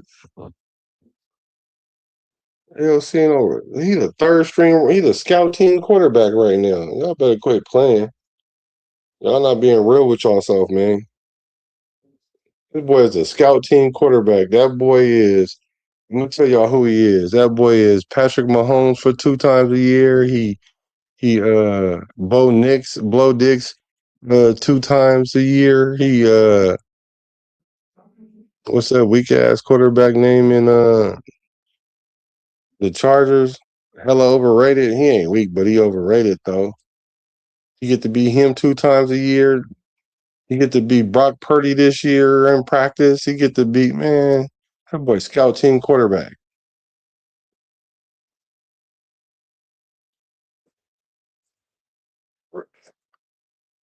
Actually, AOC had way better receivers than Derek Carr has ever had. He had Devontae Adams, Hunter Renfro, Jacoby Myers his rookie season. Oh yeah, you said I said something about Geno Smith that I did not say. I forgot what it was, but I know I didn't say it. I think it's you. I was saying that Geno Smith. You were saying that Geno Smith, and I was saying the same thing about Kirk Cousins. I was saying about Geno. I mean, I said the same thing about Geno Smith that I'm saying about Kirk Cousins. No, I didn't. What I said was from the beginning is Geno Smith is a 50-50 quarterback. He's going to throw you the same amount of touchdowns as he is an interception. A little bit more touchdowns. He's a 1-to-1 quarterback, a 1-to-1 quarterback. What I did say though, I also said that he's coming off 2 good seasons and he's peaking at this point in his career. And he wouldn't have looked that bad if we wouldn't have had the offensive coordinator that we had. Because the offensive coordinator don't like brothers. How come ain't no brothers on the wall? And I told y'all the story and the history behind that. Before we even played one game, I told y'all that, Raider Nation. Before we played one game, I told y'all it wasn't going to work. The day that we signed him, I told y'all it wasn't going to work. Everybody thought I was hating on Chip Kelly. I'm like, he was the best offensive coordinator in the league, and he getting paid the most money, and he got this next level, next world play calling, and all the stuff that all y'all was sitting up there adulating him about. And I was like, yeah, whatever. He don't even like Geno Smith. He sabotaged Geno Smith, hoping Geno Smith lost his job, but little did he know he didn't think the Raiders were going to fire him. That's why I was like, I'm proud of the Raiders right now because we would have usually tried to double down on that.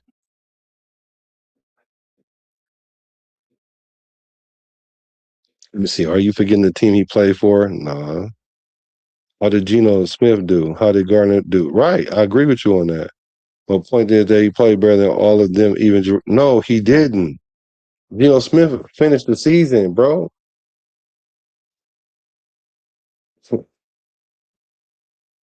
He ain't better than Gardner Minshew either. He ain't better than Jimmy Garoppolo either. LC ain't better than none of them guys because all them guys started somewhere. You talking about a guy that can't play that's played a total of 17 starts, and you saying he better than guys that have played multiple seasons? That don't even make sense, bro. You really like AOC, bro, and I'm trying to figure out why you like AOC so much. But I'm still trying to figure out if AOC played 17 game season and he played 15 games without being injured. Do you think that?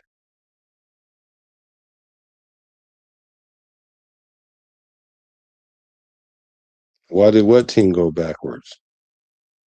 Which year? Because we had a stupid head coach and offensive coordinator that was garbage with Etsy. Then we went to the old dude, and you gonna say that we played better then, but we only won 3 games, bro. We didn't play that much better. But I guess we played a little bit better because we only won 1 game with one guy and 2 games with the other guy. And you trying to tell me we went better? We got better?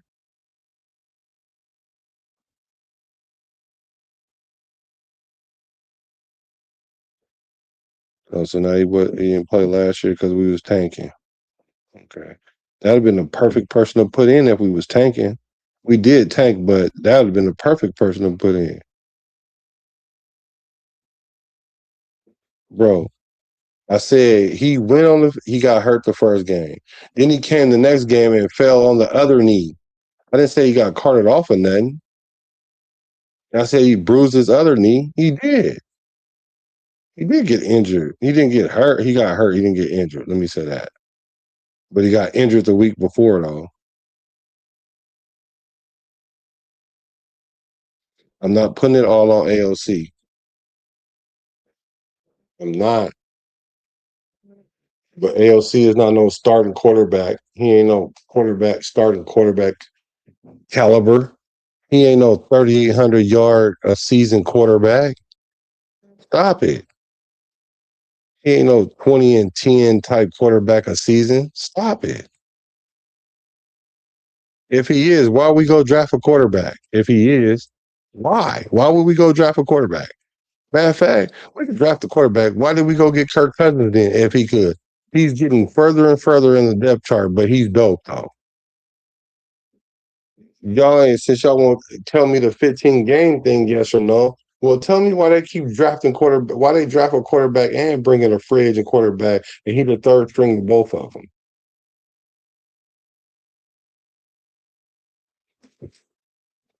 There's some people like we ain't going to carry three quarterbacks, but we got to though. Last year he had a broken hand. They left him on IR longer than they should have because we had traded for Pickett. See, that's another point you made. So he's so good, we went and traded the weak Pickett. At least Pickett started somewhere though.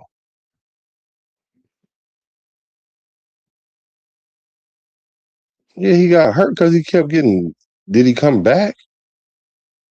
He played 15 out of 17 games. Can can AOC do that? No, because we ain't seen him do it yet in 3 seasons. He had 3 seasons to prove it, and he ain't did it not one time. The most recent season, he ain't play at all. Well, he played one game. Sorry. How would it be perfect person to put in? Because he wasn't gonna win no games. We didn't we wouldn't win nothing. We wouldn't have won nothing. But it's cool. We got it. We got the job done last year somehow, some way. Still, you should have just came up here, bro. We definitely gonna have to do a show. He also caused his draft picks 2 years ago by winning 2 games when he took over for Garbage Minshew. I bet you Minshew numbers is better than AOC's. I bet you that. You don't know what he is. Either does anybody. Yes, you do. Yes, you do. You may not know because we haven't seen a big enough 3 years. We ain't seen enough sample size in 3 years. No, you can't tell. Don't say I can't tell because I can tell. 3 years, you tell me I can't tell what kind of quarterback he is in 3 years, and he's been playing. Yeah, I do know. His record is 2-5. 2-5.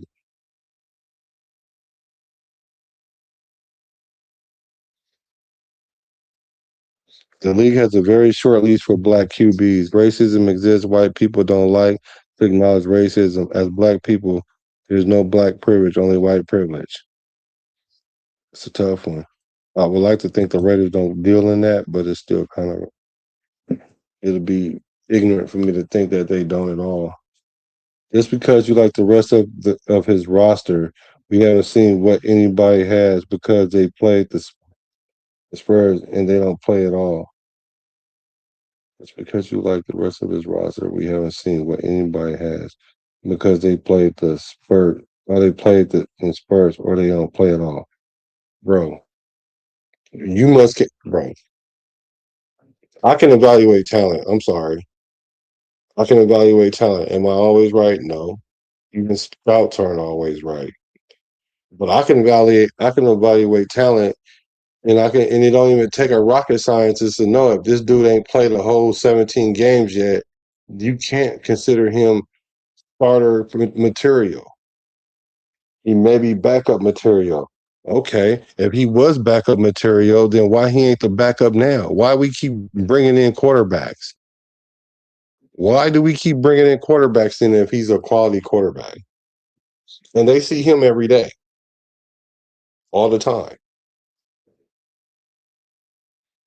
Maybe because he was 5-5, 2-7. Yeah, 8-10.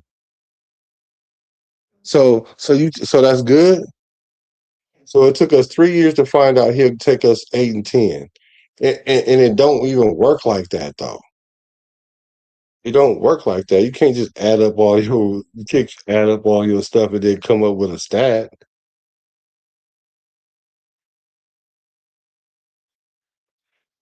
He can't. You got to be able to play all the games in a row, bro.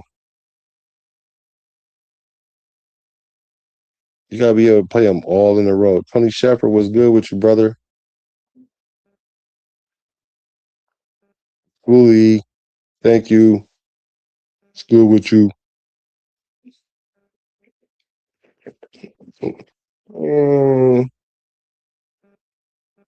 you know, Colin can go 8-10 in no season. But hold on, let me see something real quick. Hold on.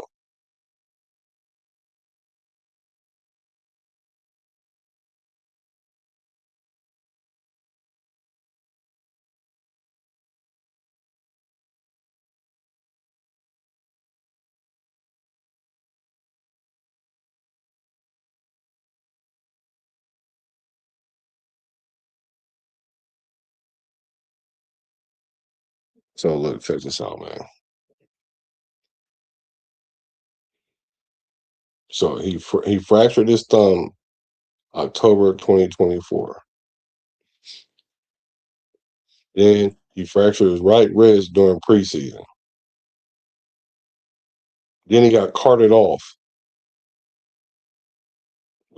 So whatever, he got hurt 2 times. Let's say just 2 times. I ain't going to count him getting carted off. So he played 3 seasons, couldn't play one full season almost, and then got injured and played 7 games or whatever. But I guess he was really fighting with Minshew, so that's not all the way his fault. It's not all the way his fault. He played against Kansas City last year, didn't he? And beat the third string team that you want to add as a good victory. That man, that man played the third string with no Patrick Mahomes, no Gardner Minshew, didn't score no touchdowns, no interceptions, threw for 67 yards or 102 yards, one of the two, and we lost. But yet and still, you think that we won because he played good. Sorry, man. He actually going backwards. He went from 5-5, 2-5 to 1-0, which he didn't win. We won with 5 field goals. Yeah, but you can't add up. You can't add seasons up to come up with a record, though, bro. Because the teams aren't the same every year.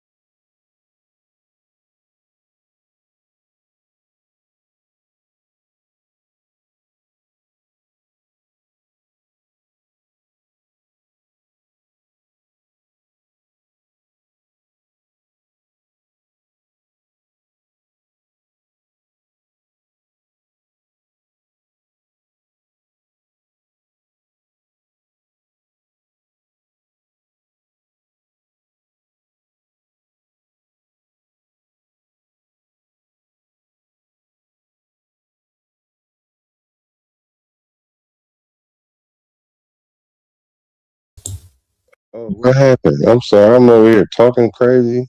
That's why you said we lost you. Okay, I'm sorry. Dang.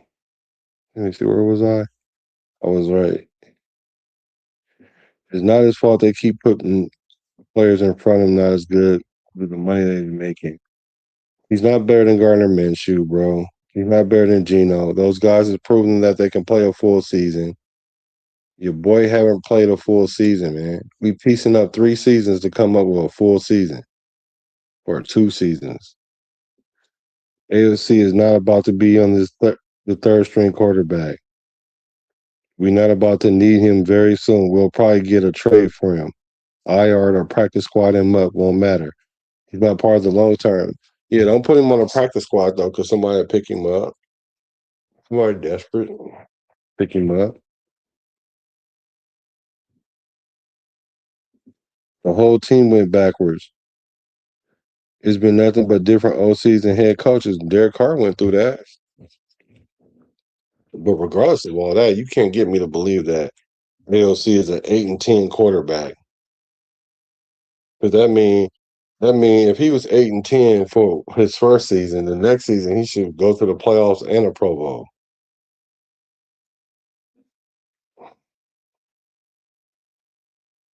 And he ain't that, bro.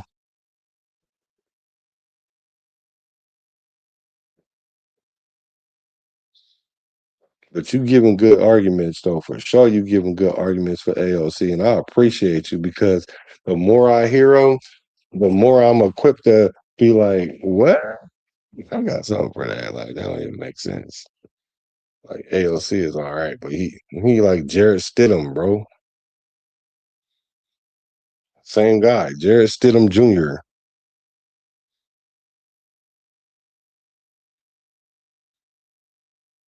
Yeah, he like Jared Stidham.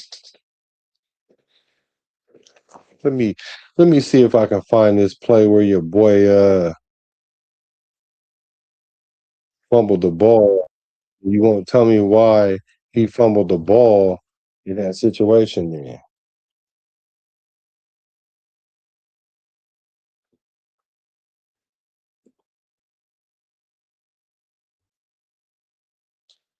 Oh, because he was looking to the sideline. That's what you want to say it was. He was looking to the sideline. Or why he was looking over there. He wasn't looking at the sideline. He was looking at that wide receiver that trying to see if he was set.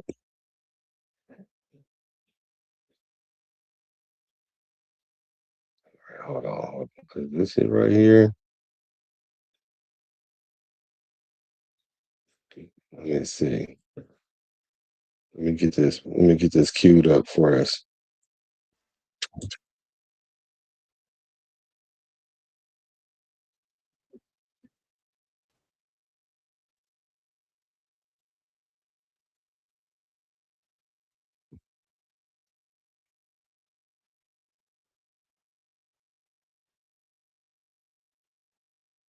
Talking about guys that have been in the league for 14 years. He's been in the league for 3.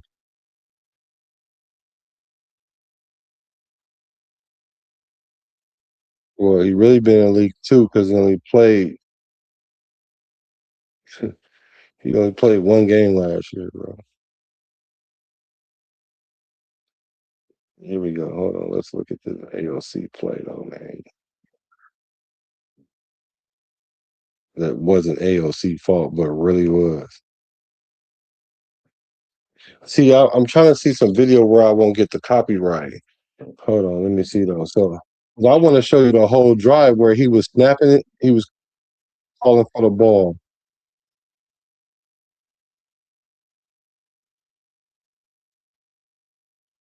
Hold on.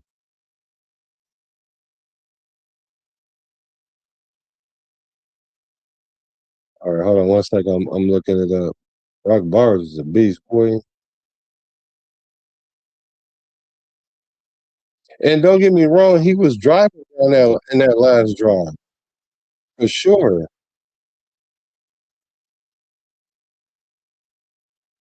He played really well because he got the ball out fast. Oh, I can't see. Wait. And this solidifies my whole argument. I forgot about this part. On that play, there was a flag, right? Do you remember it was a flag? What was the call on that play? The flag. What was the flag on that play? Raider first down. Tell him. Or him signal too soon because JPJ to snap when AOC wasn't ready for snap on silent count. Thank you. Thank you. Thank you. I told you that.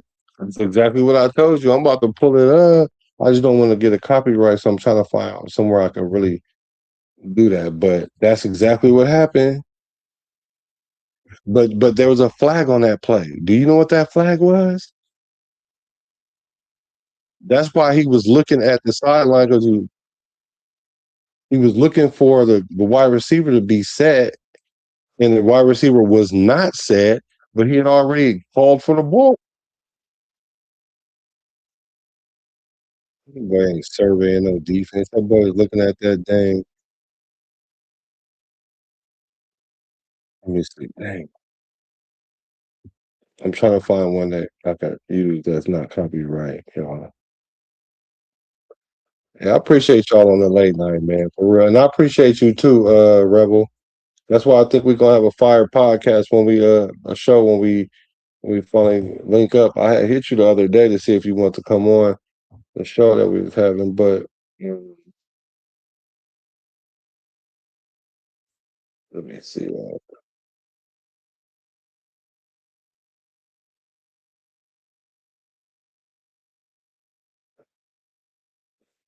Dang, man, I'm trying to find this little play for y'all, man.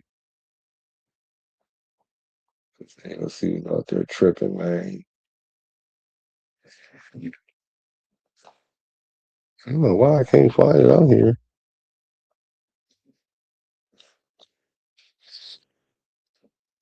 I might have to do a video on that.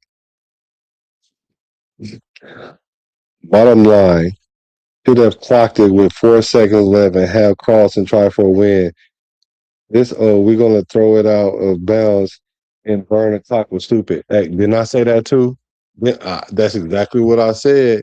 This fool want to run around, throw the ball out of bounds. Like, who does that? Like, I've never seen that in my life. Who does that? But that's AP fault, though. I don't blame Aidan for that. That's AP fault. Clock management, terrible. Terrible clock management.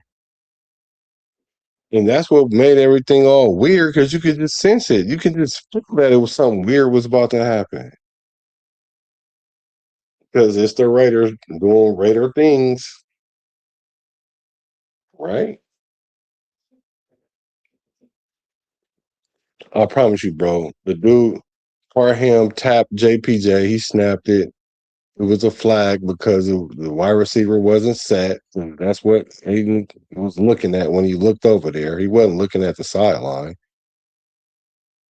And then that's why he got hit with the ball. But that's his fault, though, because he got to make sure he's set before anything happens.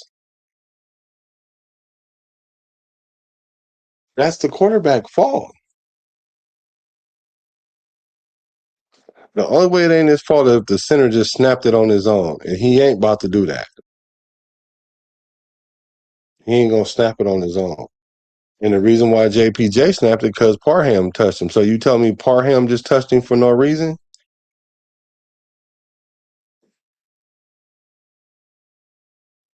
Yeah. He had 340 yards, 2 touchdowns, and was driving for the win. Right. But he lost. Though. You know how many times you throw for 300 yards and lose a game? So the first good game he was in, and we gonna hang our hat on that one game? Yeah, he played good. I ain't gonna say he didn't play good. And I just said that last drive was impressive until they started doing weird stuff and the timing was off, and you can just feel that something weird was about to happen. whether it was going to be a block kick or just something goofy, but you just thought it was going to be the offense because the reason why, because once they got down there, they act like they didn't know what they wanted to do. And then when they finally did do something, they did something so stupid that we was like, what was that? What was that?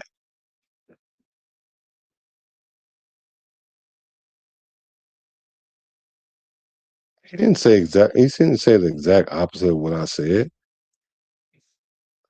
I told you that APJ snapped the ball because the guard touched him because the guard is looking at the quarterback when the quarterback gives the signal because the center can't see the signal and he tapped him and he snapped it. And he was looking to the wide receiver to see if he was set and he wasn't and the ball hit him on the snap. Is that not what you was saying, Raider first down? Let me see. 'Cause maybe I did read it wrong. Hold on, let me see. Let me go back up here. I could have swore Raider first down said something different.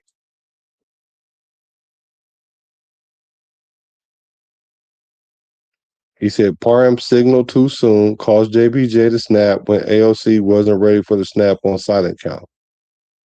So again, so Parham just snapped the ball for no reason. No, Parham saw what's his name give a signal, but okay.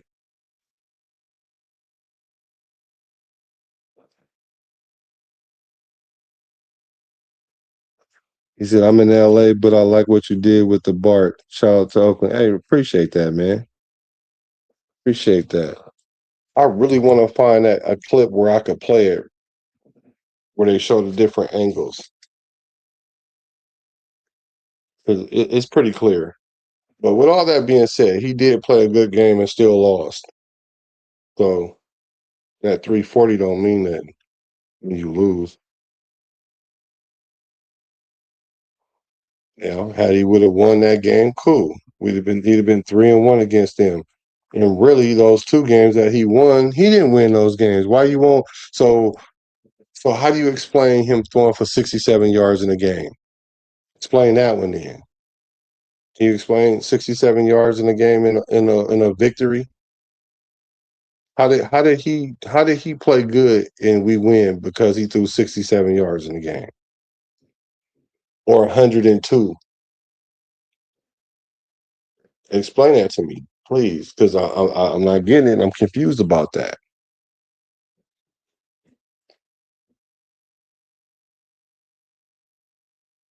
Like how you win?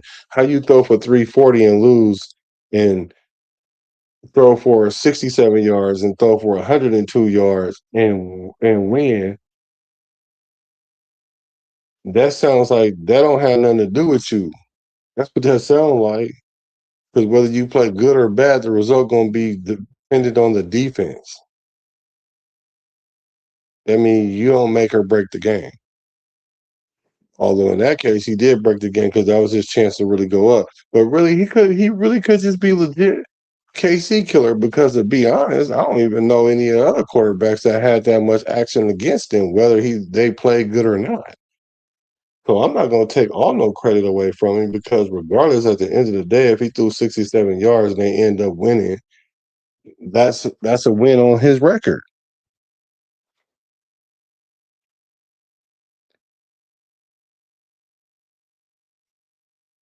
Man, I'm not listening to what they saying in no interview, bro. Y'all was believing when Pete Carroll said he won 10 games last year. Y'all heard we was gonna win 10 games last year. I don't know if you did, but a lot of the fans did. Because a lot of fans don't know how to read between the lines, or a lot of fans ain't never had no coach lie to their face, or they ain't never had a coach tell them to say something to the press or to the paper or whatever.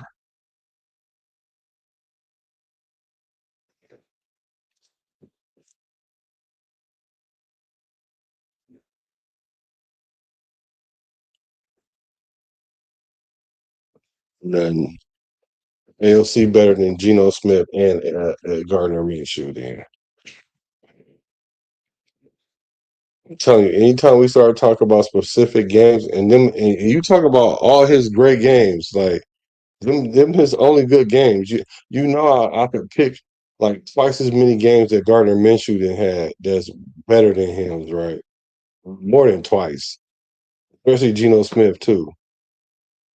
And both of them guys have played at least 15 games out of a 17 season multiple times.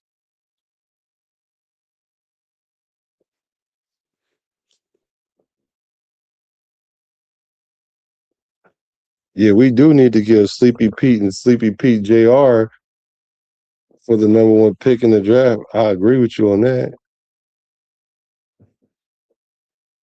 Sometimes a backup can be relevant and get credit when all he has to do is not make mistakes. He might not make the highlight plays, but just keeping the offense on the field and in control. Yeah, keeping you couldn't have kept him on the field too much with 67 yards unless the run game was going crazy. I think they said Zamir White was going off that game. So Zamir White won that game. It wasn't no AOC. But I will agree with you on that because sometimes all we need you to do is not lose the game. Whether you throw 0 yards, just don't throw no picks. Don't turn the ball over at the wrong time. He didn't have no touchdown, no picks, so he didn't, you know what I'm saying? In theory, he didn't lose the game. He went out there and played enough to where he didn't lose the game, right? Because they don't need you to win it, they just need you not to lose it, right? So I can give him some credit there. I can give him some credit there, but not enough to call him a starter. Not enough to defend him against proven starters in the league.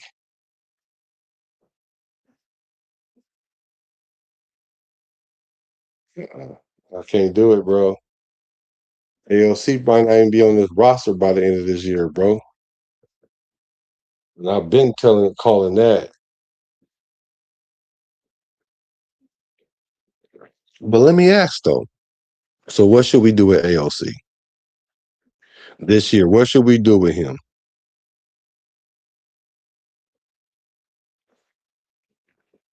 What do we do with what do we do with AOC this year then? He's fully healthy and everything, right? He should be fully healthy. Hold on, man. We ain't getting no new subs tonight, man. What's going on with that? We ain't getting no subscribers, no new subs today. I seen a few new faces, no new subs. I'm working hard on it. Now, you know what time it is right now where I'm at? It's 4 in the morning. It's 2 in the morning where you at. I'm not even in the bay right now and I'm streaming. And it's 4 in the morning. And we ain't getting not a Nair Nutter sub? Oh, okay. Gotta work harder then. I gotta do better. That's because I'm talking about AOC. That's what it is. I know that's what it is. I'm talking about AOC. I know y'all like him, but he is not that guy. He's not going to be that guy either. I don't know where else he gonna play, but he ain't gonna play with us that much longer either. I promise you. I promise you. I promise you.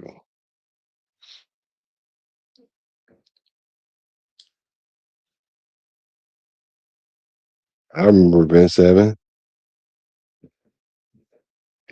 That's why I like Ben Seven. He usually could just make enough plays not to be a hero and just grab a W to keep the team playing in December. Casanova Court Club says, I think AOC will be back with McDaniels in New England. I heard that too. Competing for the backup position with Tommy DeVito, Cutlets DeVito. Now, I think that'd be good competition because I think DeVito dang near almost way out of his league. He had a chance to really like grab him a position, and it would be good to see him back with McDaniels. Excuse me, McDummy. That might fit for him. I might can go with that. And I want to see him be happy somewhere, just like Stidham. Stidham ended up playing in the AFC Championship game. Almost had a chance to get to the Super Bowl. Almost. Almost. When I say almost, I mean almost. Yeah. He probably played good in Denver, place where they don't need you to be a great quarterback and let the defense ride you to victory. 'Cause I don't even think Blow Dick's that good. He cool. His temperament keeps him from being great.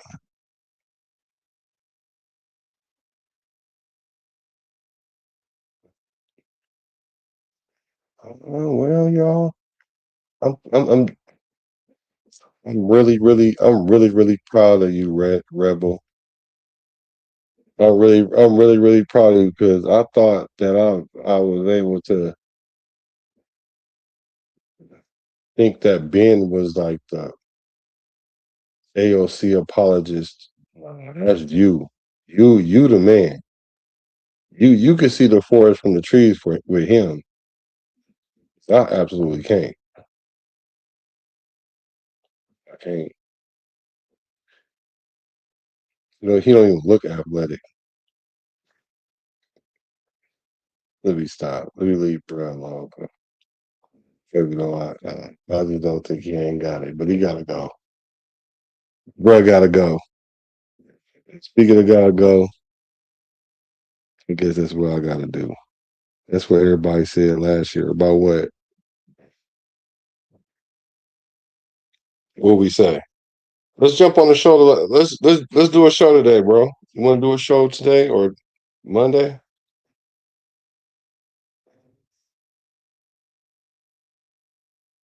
That's what everybody said in 24 when they signed Gardner.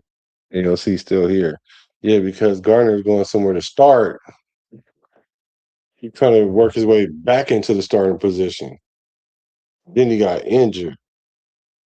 Where he playing at now? I forgot where he playing right now. He left Kansas City and went to where he went to. He went to some weak team. And he probably gonna start for by the end of the year.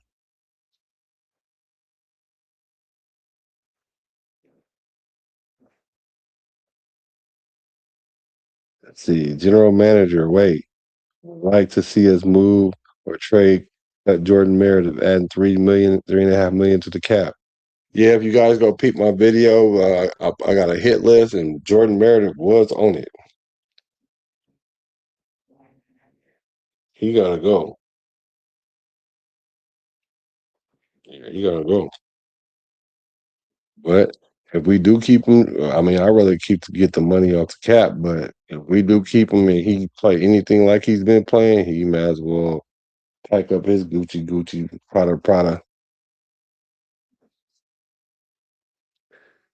Wait, we finally have dip from the offensive line, and you want to get rid of it because of money?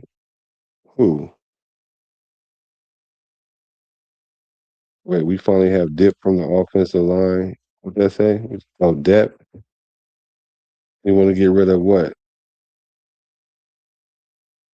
Oh, you talking about Meredith? Yeah, Jordan Meredith ain't gonna. If he's in the game, yeah, we got depth without him, right? Don't need veteran depth.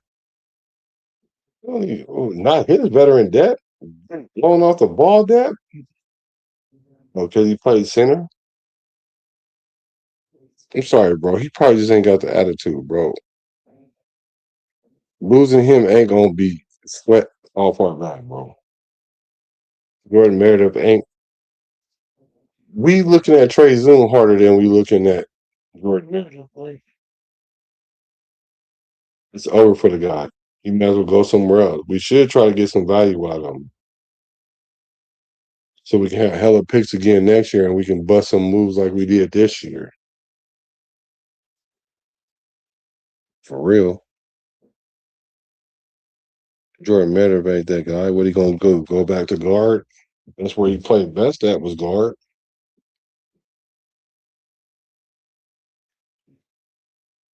He's a smart guy, but I mean, at the end of the day, physically he was limited. But he might do better in his own blocking scheme. We'll see. We'll see in training camp. We'll see. We'll see what the competition look like.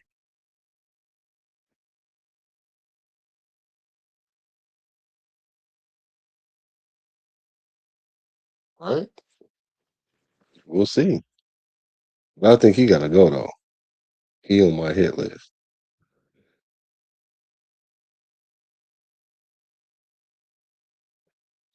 Okay, you want to do one today? Let me see. Today is so. What? Where you? Where you are? Are you Pacific Standard Time? Stone Redder was good. Oh, you on your lunch break, bro? We had a good conversation about your boy Aidan O'Connell. You like Aidan O'Connell too? What's your thoughts on Aidan O'Connell, man?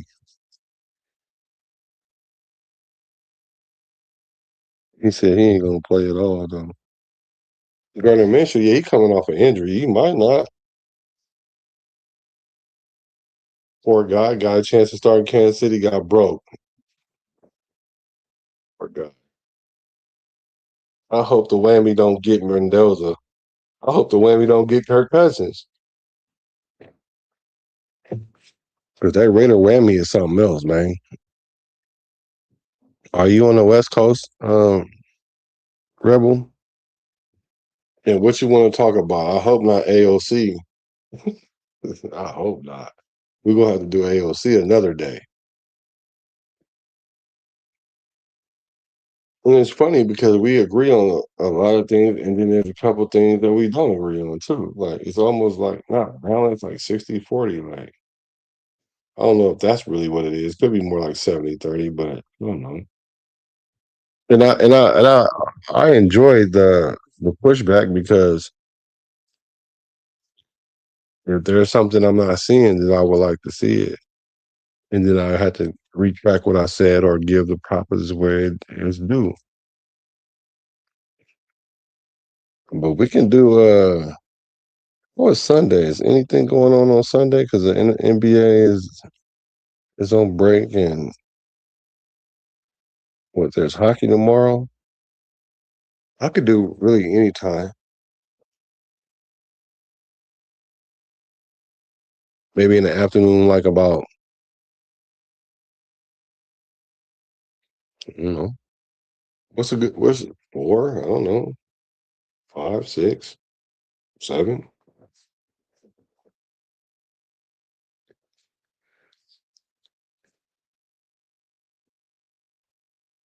Oh, okay. So you doing the show at 3?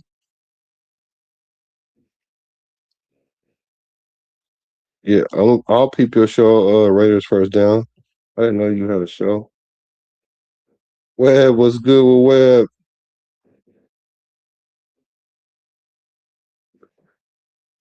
Yeah. Let me see. Let me see. What's the name of your show? Tell me your shield show. What's your page? What's your page so I can look it up and make sure I'm subscribed to it?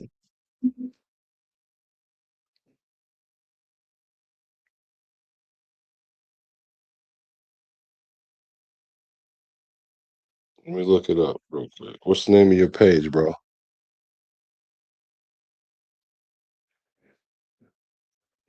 Meredith was a top 5 guard in the NFL 2 years ago, and we're just gonna cut him. No, we're gonna trade him. That's what we should do. And if we can't trade him, and he come in and get beat out by Trey Zoom, or anybody else, Grant or Rogers, what does that tell you?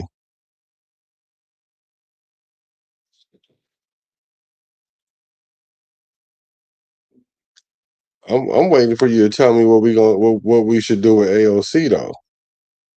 With this current quarterback room, what should we do with AOC?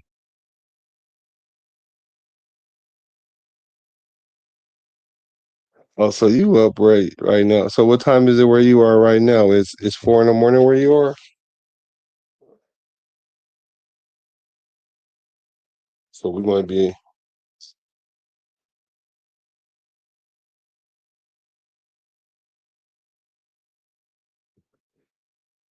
yeah, he should be. He should be traded. What good is he gonna do us? The boy was getting killed last year. Oh, not remember that? That boy was getting torched last year, but he was out of position, I guess. Y'all ain't subscribed to the channel because I'm talking about y'all quarterback. It's all good. I'm just messing with y'all. I appreciate y'all hacking in, dog, spending the time. Like my boy Dirty said, y'all could be anywhere else right now, but y'all chilling with your boy, the boy, Black, the quarterback. Let's see, I'm trying to wait for that link.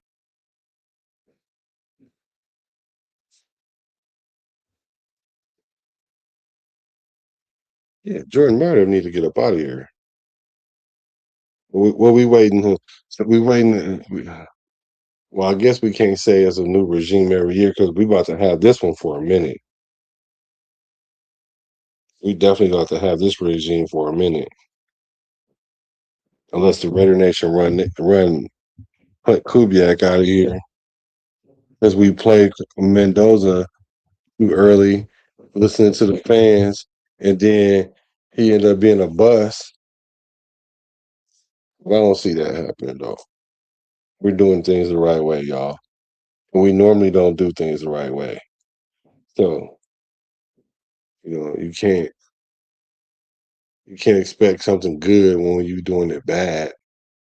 But you can expect something good if you're doing it the right way. Does it always pan out to that? No. But it puts you in a position for it to happen though.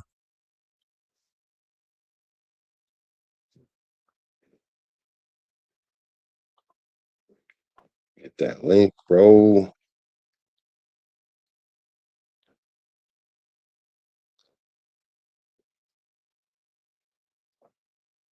Let me see something. I'll just go ahead and play these little videos.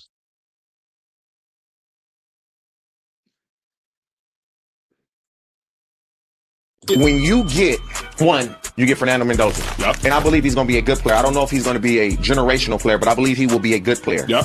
But I just feel like when you get Traden Stoops, low key, that dude is really good. But the biggest thing, when you get a first round guy in the fourth round, that's a win. Jermod McCoy may end up being, if he stays healthy, one of the best defensive players in his class.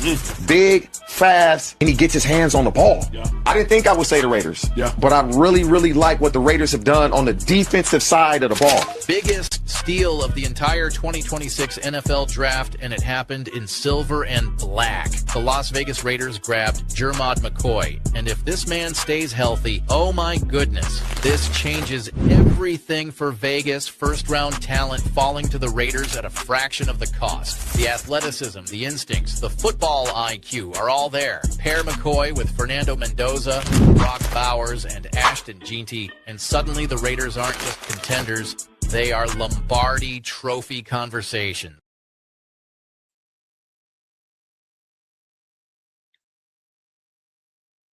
What you guys think about Jermod?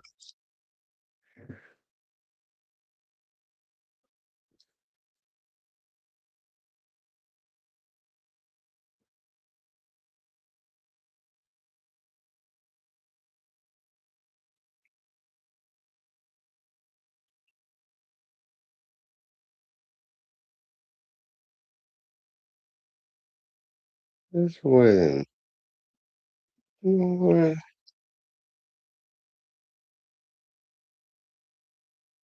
I'm waiting for the link, bro. Let me see. Put it in the comments, I guess. Guys, if you guys don't have much to talk about right now, I guess I'll pack it in. Pause. What's up, Web? What you got playing today, bro? We can do it. We can do a show. Now I'll hit you on IG and we'll set up the parameters and all that, the lefts and the rights and the ups and the downs. Like Webb pulled up. That's my guy. But yeah, you know what, Nation? You know I love y'all because I'm a Raider. Because I'm a Raider. To the Bay, to LA, to Las Vegas. I'm a Raider from the Bay to LA to Las Vegas. Recipes to Al Davis.